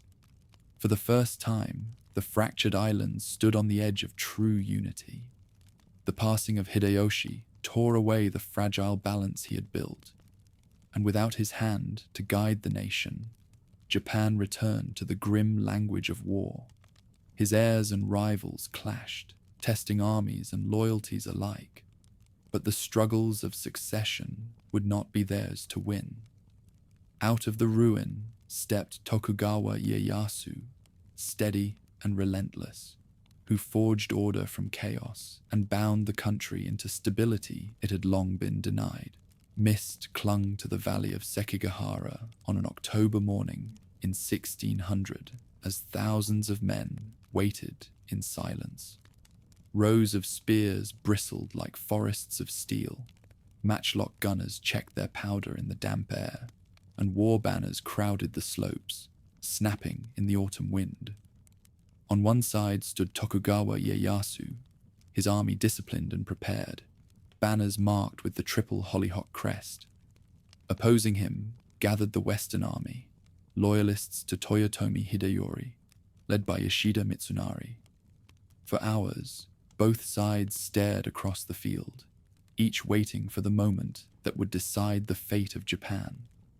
The path to this confrontation began with the death of Toyotomi Hideyoshi in 1598. His infant son, Hideyori, inherited his name but not his authority. A council of regents, including Ieyasu, swore to guard the child's inheritance. Yet in the world of Sengoku ambition, oaths were fragile. Ieyasu, seasoned by decades of survival and betrayal, recognized that guardianship offered opportunity. While other regents quarreled, he tightened his grip on allies and vassals, securing loyalty through rewards and marriages. Tension mounted quickly. Yoshida Mitsunari, Hideyoshi's loyal minister, distrusted Ieyasu's ambition. He gathered generals who had prospered under the Toyotomi and forged the Western coalition. Their cause proclaimed loyalty to Hideyori, but their unity was brittle, strained by rivalries and doubts. Meanwhile, Ieyasu rallied daimyo from the eastern provinces, men who saw in his leadership the promise of stability. By 1600, the stage was set for civil war. The armies converged on Sekigahara, a valley whose roads linked east and west. On the eve of battle, rain lashed the camps, soaking powder and chilling soldiers. Yet when dawn broke, thousands advanced beneath banners that turned the mist into a forest of colors. Ishida's forces initially held the advantage, their position strong, their numbers greater. But the tide of battle turned not on valor alone, but on betrayal. Kobayakawa Hideaki, whose army stood poised on the flank, wavered between sides. When Ieyasu's troops fired warning shots toward his position, he made his choice. His soldiers charged into Ishida's line, shattering it. Other lords followed his example, abandoning the Western cause.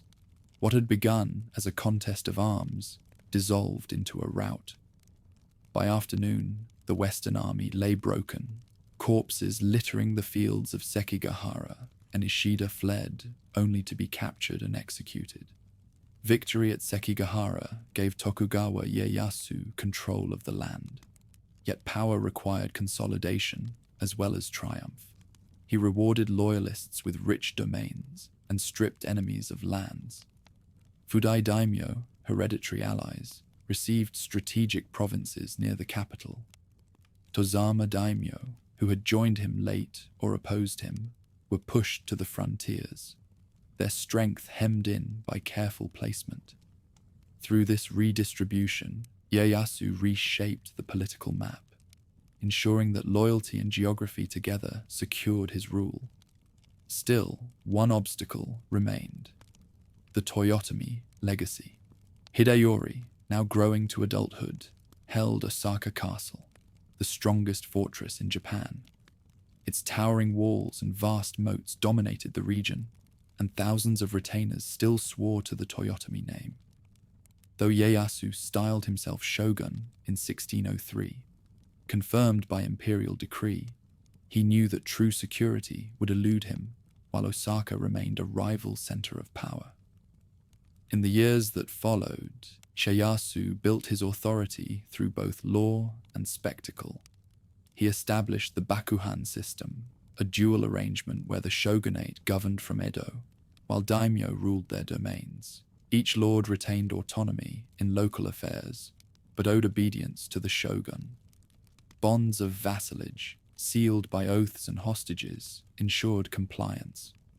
The emperor remained enthroned in Kyoto, cloaked in ritual prestige, but stripped of real influence. Dual rule continued, but the balance had decisively shifted eastward. Edo itself symbolized the new order.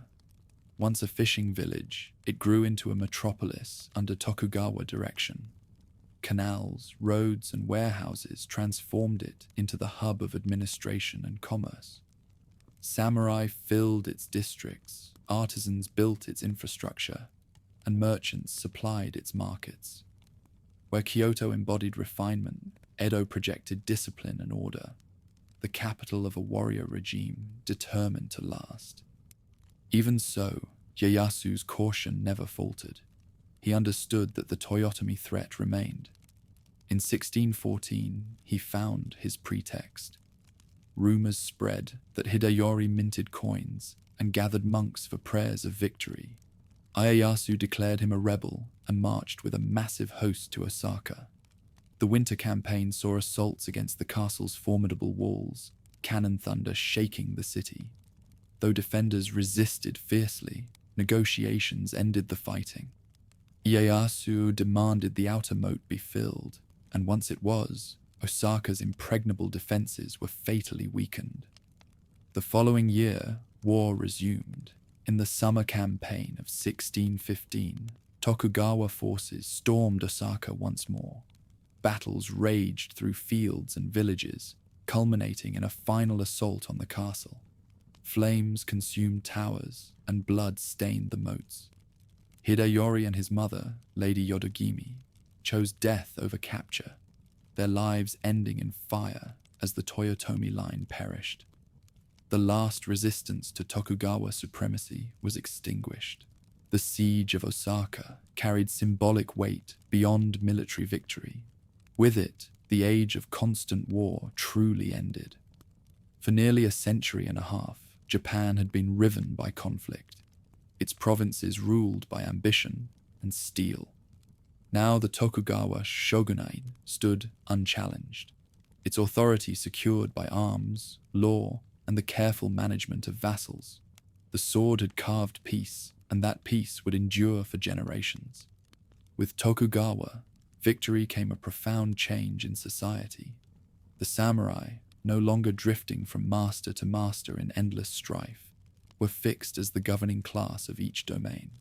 Their weapons, once stained in pursuit of conquest, became symbols of discipline and guardianship, their loyalty bent towards stability rather than glory. Daimyo ruled, but under the watchful eye of Edo. Farmers tilled lands whose taxes supported the regime.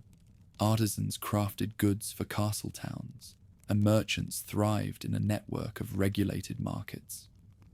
The chaos of the Sengoku era gave way to a new stability, one that transformed warriors from conquerors into governors. Tokugawa Ieyasu himself did not long outlive his triumph. In 1616, he died at Sunpu, leaving his descendants a realm united under his house. Yet his legacy endured not only in blood, but in the structures he built. Through land distribution, strategic marriages, and ruthless elimination of rivals, he established a shogunate that would last more than 2 centuries. The Battle of Sekigahara and the Siege of Osaka thus marked the turning of the age. In muddy valleys and burning castles, the destiny of Japan shifted. The vision of unity dreamed by Nobunaga and enforced by Hideyoshi found permanence in the Tokugawa order. The age of warring states had ended. The age of regulated peace had begun. The smoke of Osaka Castle had barely cleared when the streets of Edo echoed with triumphal processions. Samurai marched in ranks, armor gleaming, banners high, while townsfolk crowded narrow lanes to watch the display. Drums thundered, conch shells sounded, and at the heart of the spectacle rode Tokugawa retainers carrying messages of victory. For the people of Edo, this was more than celebration. It was the announcement of a new age. The long years of ceaseless war were over. Now came the task of forging a system strong enough to ensure that peace would endure. Tokugawa Ieyasu's triumph in 1615 left no rival strong enough to challenge him. Yet the memory of centuries of upheaval weighed heavily. Victory at Sekigahara and the fall of Osaka had proven force, but sustaining unity required more than armies. The Tokugawa house sought to transform conquest into permanence, building institutions that could survive generations. The result was the Bakuhan system, a partnership between central authority in Edo and regional power in the hands of daimyo. From the shogun's perspective, control meant careful balance. Fudai daimyo, longtime Tokugawa allies, were rewarded with lands near the capital, their loyalty tested and trusted. Tozama daimyo, those who had surrendered late or fought against Tokugawa, were allowed to keep their domains, but relegated to distant provinces, far from the political heart. Shinpan daimyo, related by blood to the Tokugawa, occupied strategic positions as guardians of the dynasty. Through this distribution, geography itself became a tool of security. The loyal at the center, the dangerous at the periphery. Authority extended into law. In 1615, Ieyasu's successor, Tokugawa Hidetada, issued the Buke Shohato, the laws for the military houses. These regulations bound samurai and daimyo alike to codes of conduct. Marriages required shogunal approval, alliances were monitored, and construction of castles limited to 1 per domain. The laws forbade dueling, curbed extravagant display, and emphasized frugality. Behind each rule lay a clear intent to restrain ambition and prevent the rivalries that had once plunged Japan into chaos. Even as laws bound warriors, institutions bound lords. The Sankin Kotai, or alternate attendants, became the cornerstone of Tokugawa control. Daimyo were required to maintain residences in Edo and spend alternating years at court, leaving their families behind as hostages when they returned to their domains. The system drained resources, journeys across the archipelago consumed wealth, and the maintenance of Edo mansions imposed heavy costs. Yet it bound the lords to the capital, where their presence affirmed loyalty and their absence from home weakened potential rebellion. Edo itself blossomed under this system. Once a fishing village, it became a metropolis, as daimyo processions poured through its streets and retainers filled its districts. Inns, theaters, and markets flourished to serve travelers. Craftsmen built mansions, tailors clothed samurai, and merchants supplied goods from across the islands. Edo's growth embodied the transformation of a warrior capital into a city of administration and commerce, its order sustained by ritual as much as by arms. The Tokugawa also faced challenges of belief.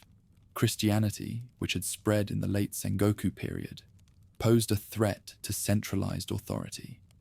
Missionaries preached loyalty to a foreign faith, and some daimyo in Kyushu openly embraced it. The regime, wary of divided allegiance, responded with harsh measures. By the 1620s, edicts outlawed Christianity and persecution intensified. The crisis reached its peak in the Shimabara Rebellion of 1637 to 1638. In Kyushu, heavily taxed peasants, many of them Christian, rose in revolt, seizing castles and declaring resistance against local lords and the shogunate. Their banners bore crosses as well as symbols of justice. For months, they held out against overwhelming odds, fortified in Nara Castle. When Tokugawa forces finally stormed the fortress, the slaughter was merciless. Tens of thousands perished, and Christianity in Japan was driven underground, surviving only in hidden communities along the coasts. The rebellion's suppression marked the last great battlefield of the samurai within Japan itself. From this point forward, peace reigned in ways unknown for centuries. Samurai, once hardened by constant campaigns, now found themselves serving as administrators. Their swords remained the badge of status, but their duties shifted to governance, keeping records, adjudicating disputes, and collecting taxes. Bureaucracy, not battle, became the rhythm of their lives. For many, the change proved unsettling. An identity forged in war had to adapt to service in offices and councils. Yet the transformation ensured stability. Rigid hierarchy underpinned the system. Society was divided into 4 formal classes: samurai, peasants, artisans, and merchants. Each had duties, each had limitations. Farmers provided the rice that supported the regime. Artisans produced tools and goods. Merchants, though officially at the bottom, supplied wealth that grew with trade. At the top stood the samurai, privileged yet burdened with responsibility. The hierarchy was presented as natural and eternal, a reflection of cosmic order. The Tokugawa also cultivated the emperor as a symbol of sacred legitimacy. In Kyoto, rituals continued, ceremonies reaffirmed the divine lineage, and poems were composed in the palace halls. Yet the emperor held no sword, commanded no armies. His authority lay in spiritual continuity, while the shogun exercised real power. The dual rule of earlier centuries had now hardened into a clear division. The emperor reigned, the shogun governed.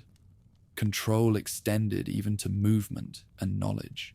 Travel permits regulated who could cross provincial boundaries.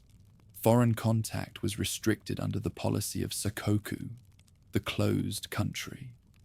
Trade continued through Nagasaki with the Dutch and Chinese, but missionaries were banned and Japanese subjects forbidden to leave. Isolation did not mean stagnation. Chinese books, Dutch medicine, and foreign curiosities still entered, but the flow was tightly controlled, ensuring that no external influence could destabilize Tokugawa rule. Life under this order carried paradox. For commoners, peace brought security unknown in centuries of war. Rice harvests reached markets without fear of armies trampling fields. Towns grew around castles, commerce flourished, and theaters like kabuki entertained urban crowds. Yet burdens of taxation remained heavy, and peasants sometimes rioted when famine struck. For samurai, the peace that ensured their status also eroded their martial purpose. Without war, many sank into debt, dependent on stipends that lost value as commerce expanded.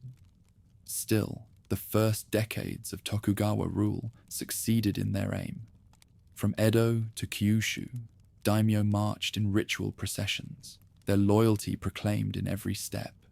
Castle towns bustled, yet none dared rise against the shogunate. The swords that had carved Japan into fragments now enforced its unity.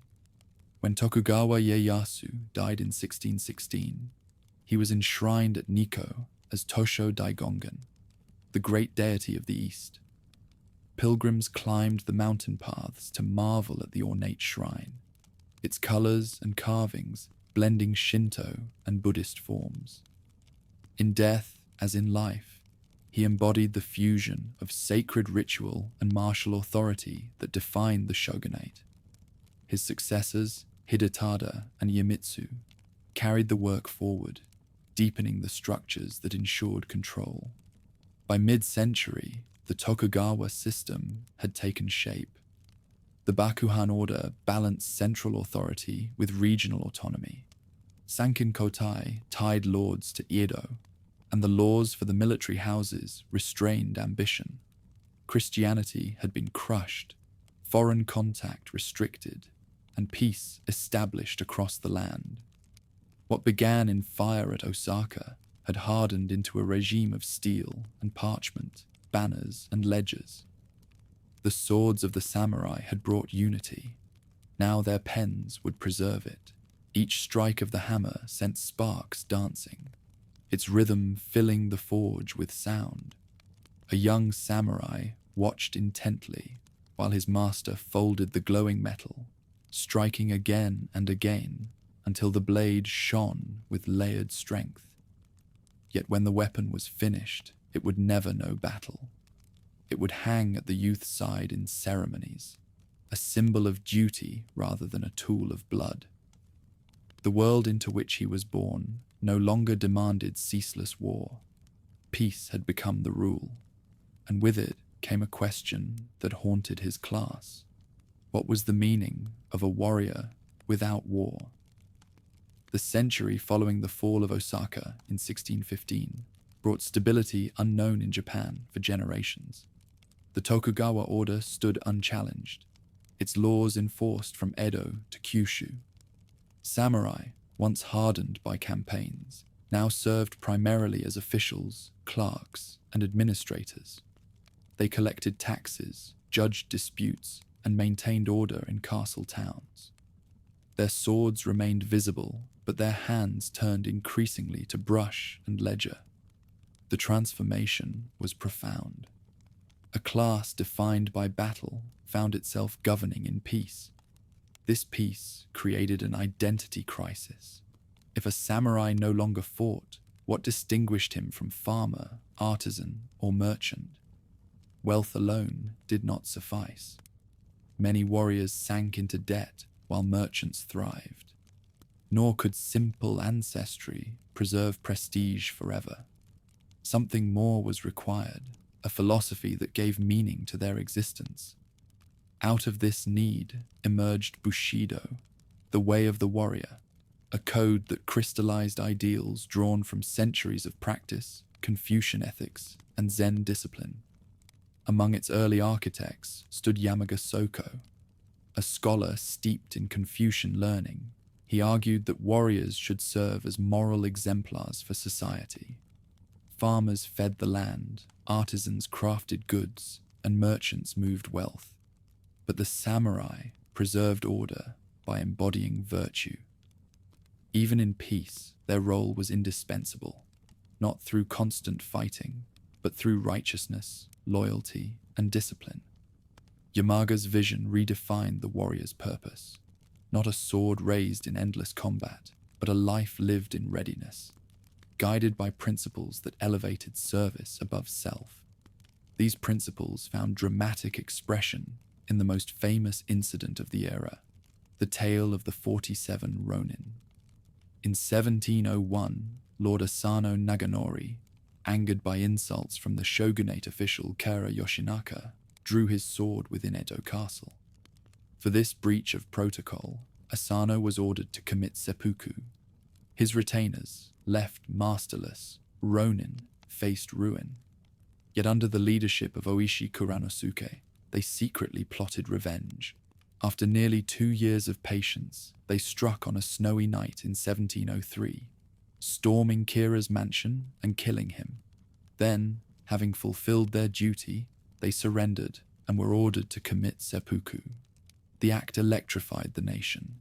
To some, the Ronin were criminals who had defied the law.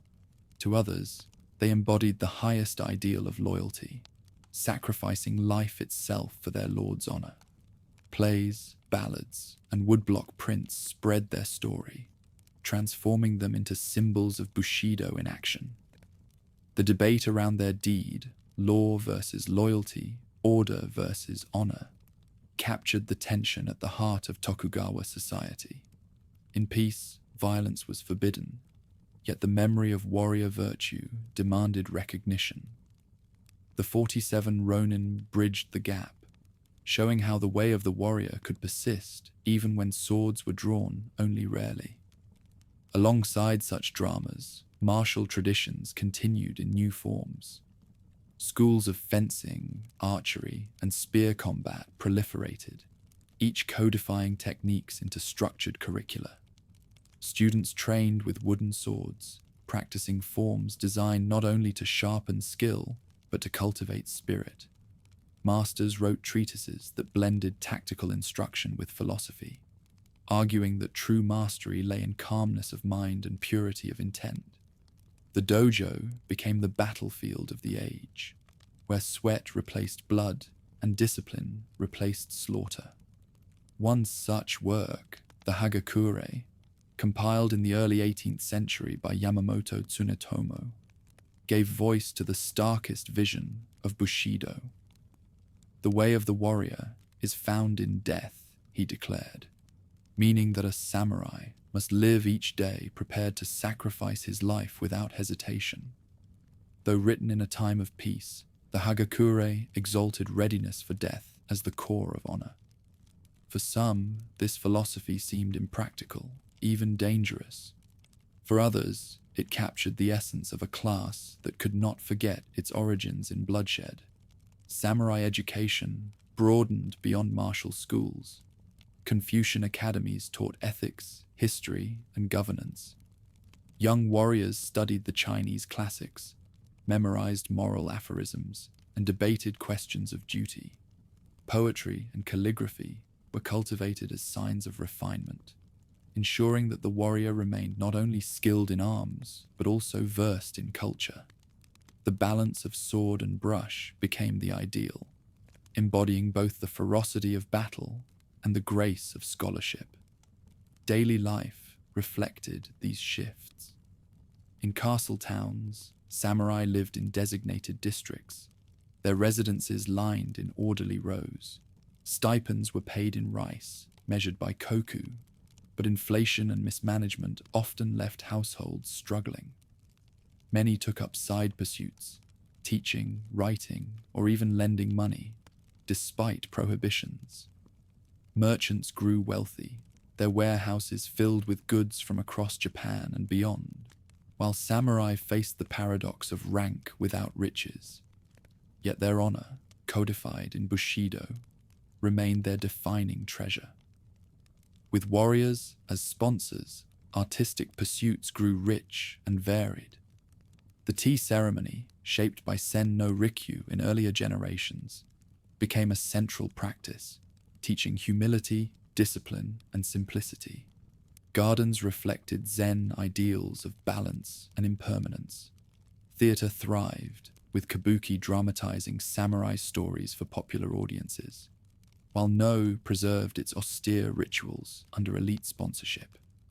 In these arts, warriors found ways to express values of restraint, loyalty, and beauty, even as swords grew ceremonial. Still, tensions persisted. Some samurai embraced the new ideals with devotion, seeing themselves as guardians of morality and culture. Others resented their bureaucratic roles, yearning for the days of open battle. The gap between ideal and reality widened as debts mounted and discipline frayed. Bushidō served both as inspiration and as admonition, a mirror in which warriors measured themselves against an imagined perfection they could seldom reach. Through all this, the samurai retained their symbolic centrality. Commoners looked to them as models, dramatists celebrated their exploits, and philosophers codified their duties. Even as firearms reshaped warfare and merchants reshaped economies, the image of the sword-bearing retainer endured. It was less a reflection of daily life than a guiding myth, one that sustained the Tokugawa order by giving warriors a purpose beyond war. 18th century Japan saw Bushidō crystallize into a complete philosophy. It drew on the legacy of battle, blending martial courage with Confucian ethics, Zen detachment, and the rituals of loyalty. The battlefield had faded, and the warrior had become administrator, scholar, and sponsor of the arts. But his role still centered on honor, loyalty, and sacrifice. The sword no longer carved kingdoms, yet it remained a symbol of the self. Bushidō kept the spirit alive, giving warriors an identity even in peace. Winter rain spattered across the streets of Edo as a samurai hurried through the marketplace, his lacquered scabbard polished but his robe worn thin. Around him, merchants displayed bolts of silk and sacks of rice, their stalls humming with customers. Gold changed hands, voices bargained, and laughter spilled from tea houses. The warrior's purse, however, was light. His stipend, fixed in rice decades before, no longer met the price of daily life. He walked with the dignity of his class, but carried the quiet shame of debt. This was the paradox of late Tokugawa Japan, a society at peace, rich in commerce, yet one in which the warrior class, the supposed masters of the land, sank steadily into poverty. By the mid-18th century, the Tokugawa order had endured for more than a century and a half. Its peace was secure, its cities thriving, its hierarchy rigid, yet stability masked deep cracks. The stipends that supported samurai households were tied to rice, measured in koku. Inflation, rising costs of urban life, and the expansion of cash economies eroded their value. Warriors once supported by abundance found themselves unable to provide for families without borrowing. Merchants, officially at the bottom of the social order, lent money to samurai who now depended on their credit. The hierarchy that claimed warriors stood above commoners inverted in practice.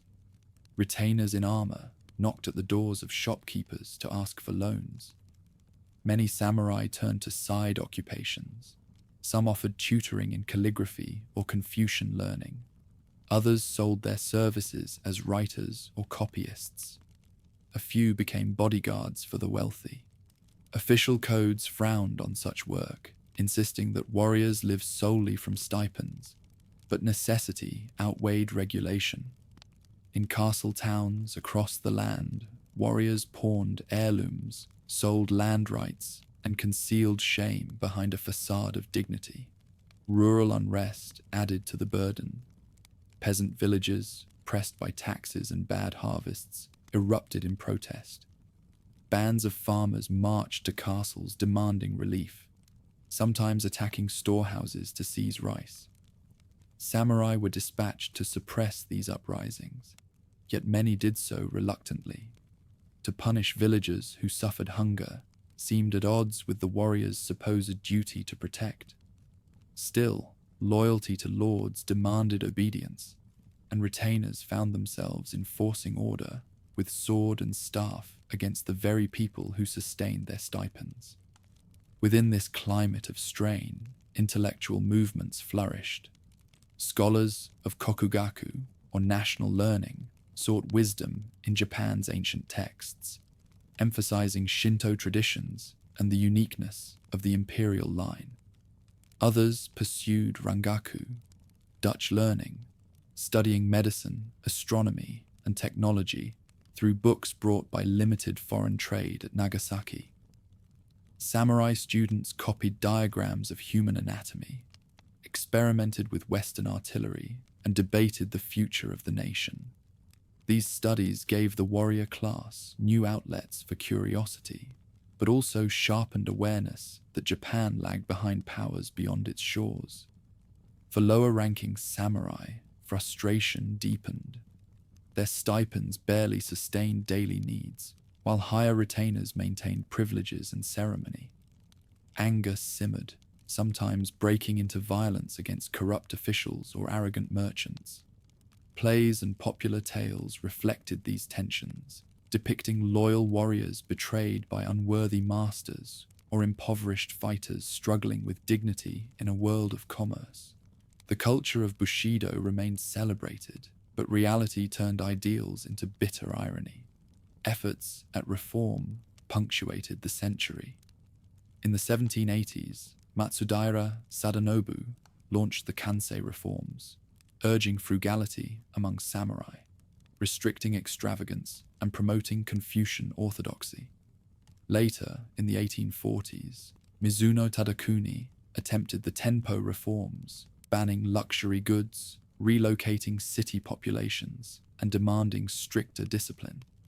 Both initiatives sought to restore simplicity and moral order, yet neither resolved the deeper issue, a system that bound warriors to stipends while denying them the means to prosper in a monetized economy. Life in castle towns reflected these contradictions. Rows of samurai residences projected order, but behind paper screens, debts mounted. Families economized, wives managed household accounts with ingenuity, and children often grew up aware that their status exceeded their means.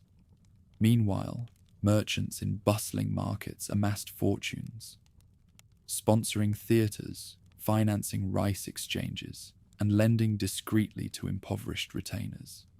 The official hierarchy remained unchanged, yet the reality of wealth shifted the balance of society. Cultural life did not wither despite hardship. Samurai continued to patronize arts, preserving no theater and supporting new schools of martial training. Many studied swordsmanship less for battle than for moral discipline, treating practice as meditation. Calligraphy, painting, and poetry remained signs of refinement. Yet the contrast between lofty ideals and practical struggle was never far away. A warrior might compose verses extolling loyalty while bargaining with creditors to keep rice on the table. The tension reached into politics. By the early 19th century, foreign ships began appearing more frequently off Japan's coasts. Russian envoys, British whalers, and later American traders tested the edges of Tokugawa isolation. Samurai administrators debated responses. Some urged opening to trade, others warned of disaster. The old order, long insulated from external threats, felt new pressure. For many, the sight of foreign sails symbolized not only danger, but also the inadequacy of a warrior class consumed by debt and ritual. Among the lower retainers, voices grew sharper. Some embraced radical Confucian teachings that demanded lords rule with justice and provide relief to subjects. Others turned to Shinto nationalism, proclaiming the emperor as the true sovereign and criticizing the shogunate as corrupt. These ideas remained scattered, but they revealed cracks in the ideological foundation of Tokugawa rule. Samurai were no longer united solely by loyalty to their lords. Intellectual ferment offered alternative visions of duty and destiny. Everywhere, contradictions deepened. The samurai remained symbols of authority, carrying swords that no merchant could bear. Yet merchants funded their households. They preached honor and frugality, yet debts forced compromises. They ruled villages through governors and inspectors, yet faced riots and resistance they could barely suppress. Their identity as warriors endured, but it no longer matched the realities of their existence. As the 1800s wore on, decline became impossible to ignore. Samurai paced castle streets with the pride of old rank, but the worry of empty purses. Peasants still carried the load through rice taxes, merchants rose on currents of credit, and reformers called for renewal of virtue. Yet the warrior's standing continued to slip away. The class that had once imposed order with sword and bow was now ensnared in its own structure, too privileged to change, too overburdened to prosper. The decline did not erase the samurai's symbolic power. Plays, prints, and parables celebrated their past glories, ensuring that the image of the loyal retainer remained vivid. Yet the more they were honored in story, the more their struggles in reality stood out. The warrior had become both hero of the imagination and debtor in the marketplace, a contradiction that defined the twilight of the Tokugawa peace. When black-hulled ships would one day appear in Edo Bay, their cannons gleaming with foreign steel, they would meet a society still outwardly ruled by the sword. But beneath the lacquered armor and polished hilts lay a class worn thin by debt, clinging to ideals that no longer matched their world. The decline of the samurai was not sudden. It was lived daily, in rice shortfalls, in unpaid stipends, in borrowed coins hidden within a warrior's sleeve. Black smoke rose over Edo Bay as 4 warships, their hulls iron dark and their masts bare of sails, drifted into view. On their decks, cannons bristled and flags snapped in the wind. Fishermen gaped, merchants panicked, and samurai hurried to the shore, hands on hilts that felt suddenly obsolete. It was July 1853, and Commodore Matthew Perry's arrival shattered 2 centuries of isolation. The Black Ships, as the people called them, signaled not only the demands of foreign powers, but the beginning of the samurai's final chapter. The Tokugawa shogunate, long unchallenged, found itself trapped. Perry's guns made clear that Japan could not resist Western fleets with outdated weapons. Debate split the samurai elite. Some urged resistance, invoking the honor of the nation. Others counseled negotiation, recognizing the futility of defiance. The resulting treaties, signed under duress, opened ports to foreign trade and eroded the shogunate's legitimacy. For many warriors, the concessions were humiliation, proof that the government could no longer defend the land. From this discontent grew the rallying cry of Sono Joy. Revere the emperor, expel the barbarians.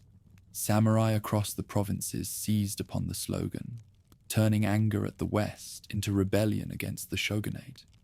Young retainers from Choshu, Satsuma, and Tosa sharpened their blades, plotted in secret, and sometimes struck openly, assassinating officials they deemed traitors. Kyoto's streets became scenes of bloodshed as radical warriors sought to purge foreign influence through terror. The sword regained its edge, but now it was turned inward toward fellow Japanese. The emperor, long cloistered in ritual obscurity, emerged as a symbol of resistance. Rebels proclaimed that true sovereignty lay with him, not the shogun. The court, once politically sidelined, became the rallying point for a new order. The samurai, who had spent centuries serving shoguns in Edo, now began to shift allegiance toward Kyoto and the imperial cause. Loyalty, the core of Bushidō, was rewritten in the fires of revolution. Conflict sharpened through the 1860s. Domains such as Choshu and Satsuma modernized their armies, importing Western rifles and cannons, drilling troops in European formations. These reformers, once provincial rivals, found common cause in opposition to the Tokugawa. Civil war became inevitable. In 1868, banners bearing the imperial chrysanthemum clashed with Tokugawa crests in the Boshin War, a struggle that spread from Kyoto to Edo and beyond. Battles like Toba-Fushimi revealed the new face of war. Imperial forces, armed with modern rifles and artillery, outmatched Tokugawa samurai, who still relied heavily on traditional weapons. Armor and sword met bullet and shell, and the outcome was never in doubt. By spring, the shogunate's armies retreated, and Edo surrendered without catastrophic destruction. Tokugawa Yoshinobu, the last shogun, yielded authority to the emperor, ending more than 2.5 centuries of Tokugawa rule. The Meiji Restoration proclaimed a new beginning. Power shifted to the emperor and his advisors, many of them samurai from victorious domains. Yet the victory of the imperial cause did not preserve the old warrior order. It dismantled it. Step by step, the foundations of samurai privilege crumbled.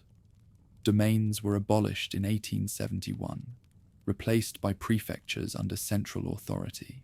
Stipends, the lifeblood of samurai households, were commuted into government bonds that quickly lost value.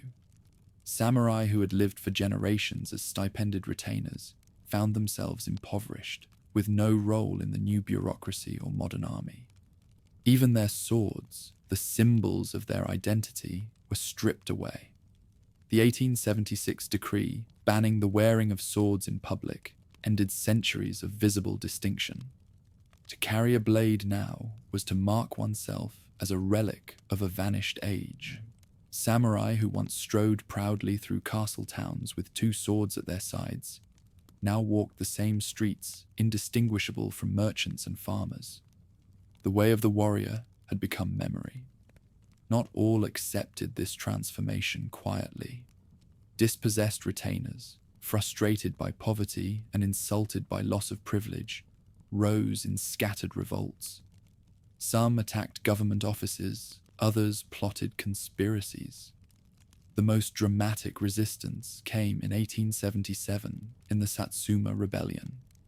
Led by Saigo Takamori, once a hero of the Restoration itself, thousands of former samurai took up arms against the government they had helped to create. Saigo's men fought with valor, wielding swords against conscript soldiers armed with rifles and artillery. Early victories inspired hope, but the imbalance of firepower proved decisive.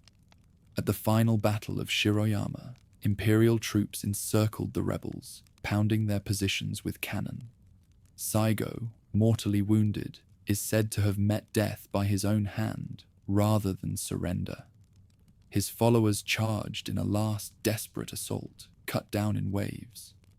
With their fall, the last great stand of the samurai ended. The rebellion's defeat confirmed the new order. Japan's army would henceforth be one of conscripts, trained and equipped in modern fashion, loyal to the emperor rather than to local lords.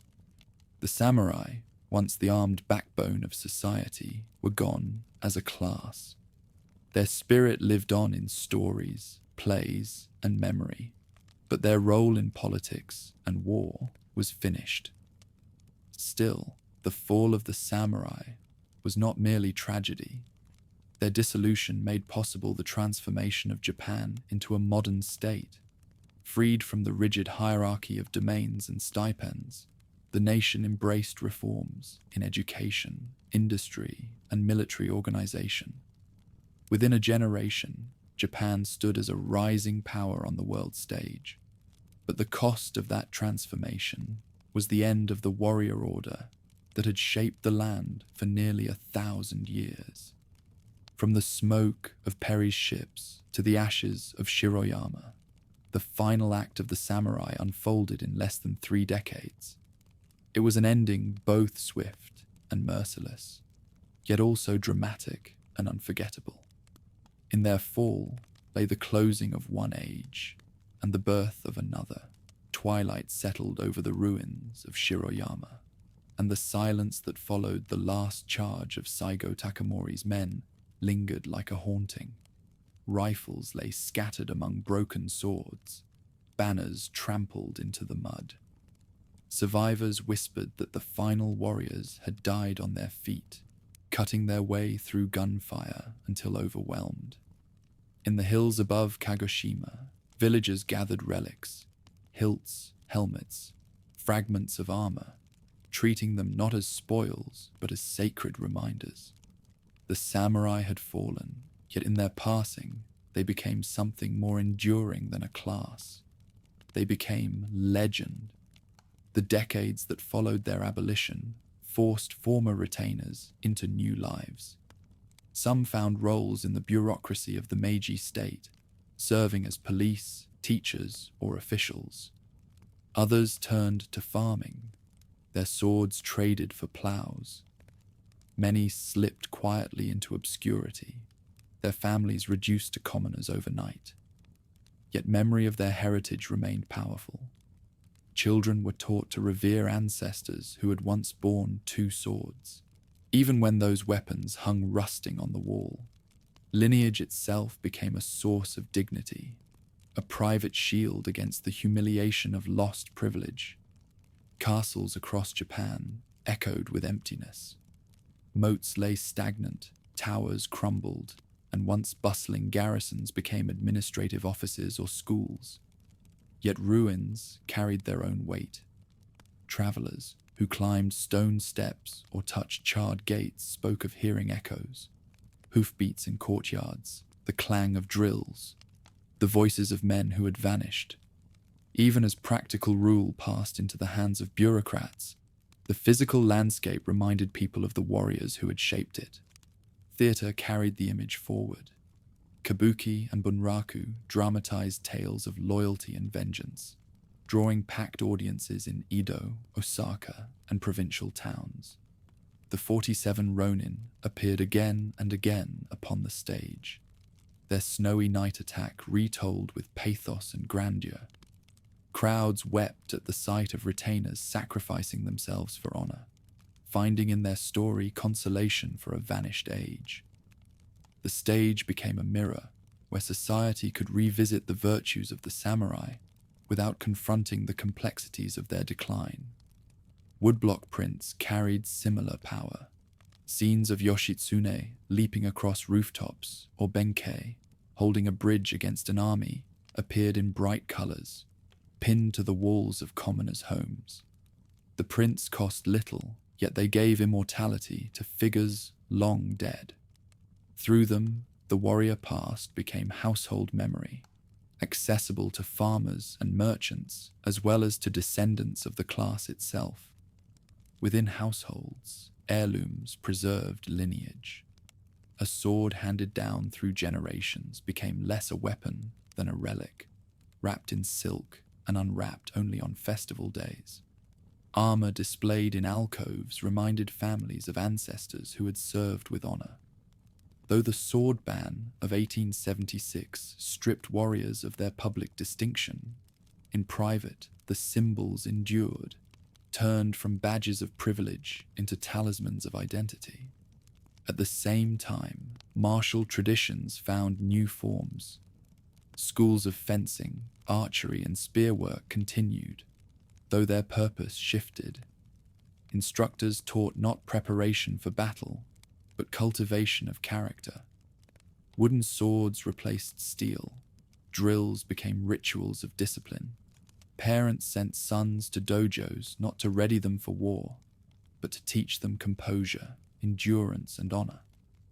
martial arts became repositories of samurai spirit, transmitting values when the battlefield had vanished. Philosophy also played its part.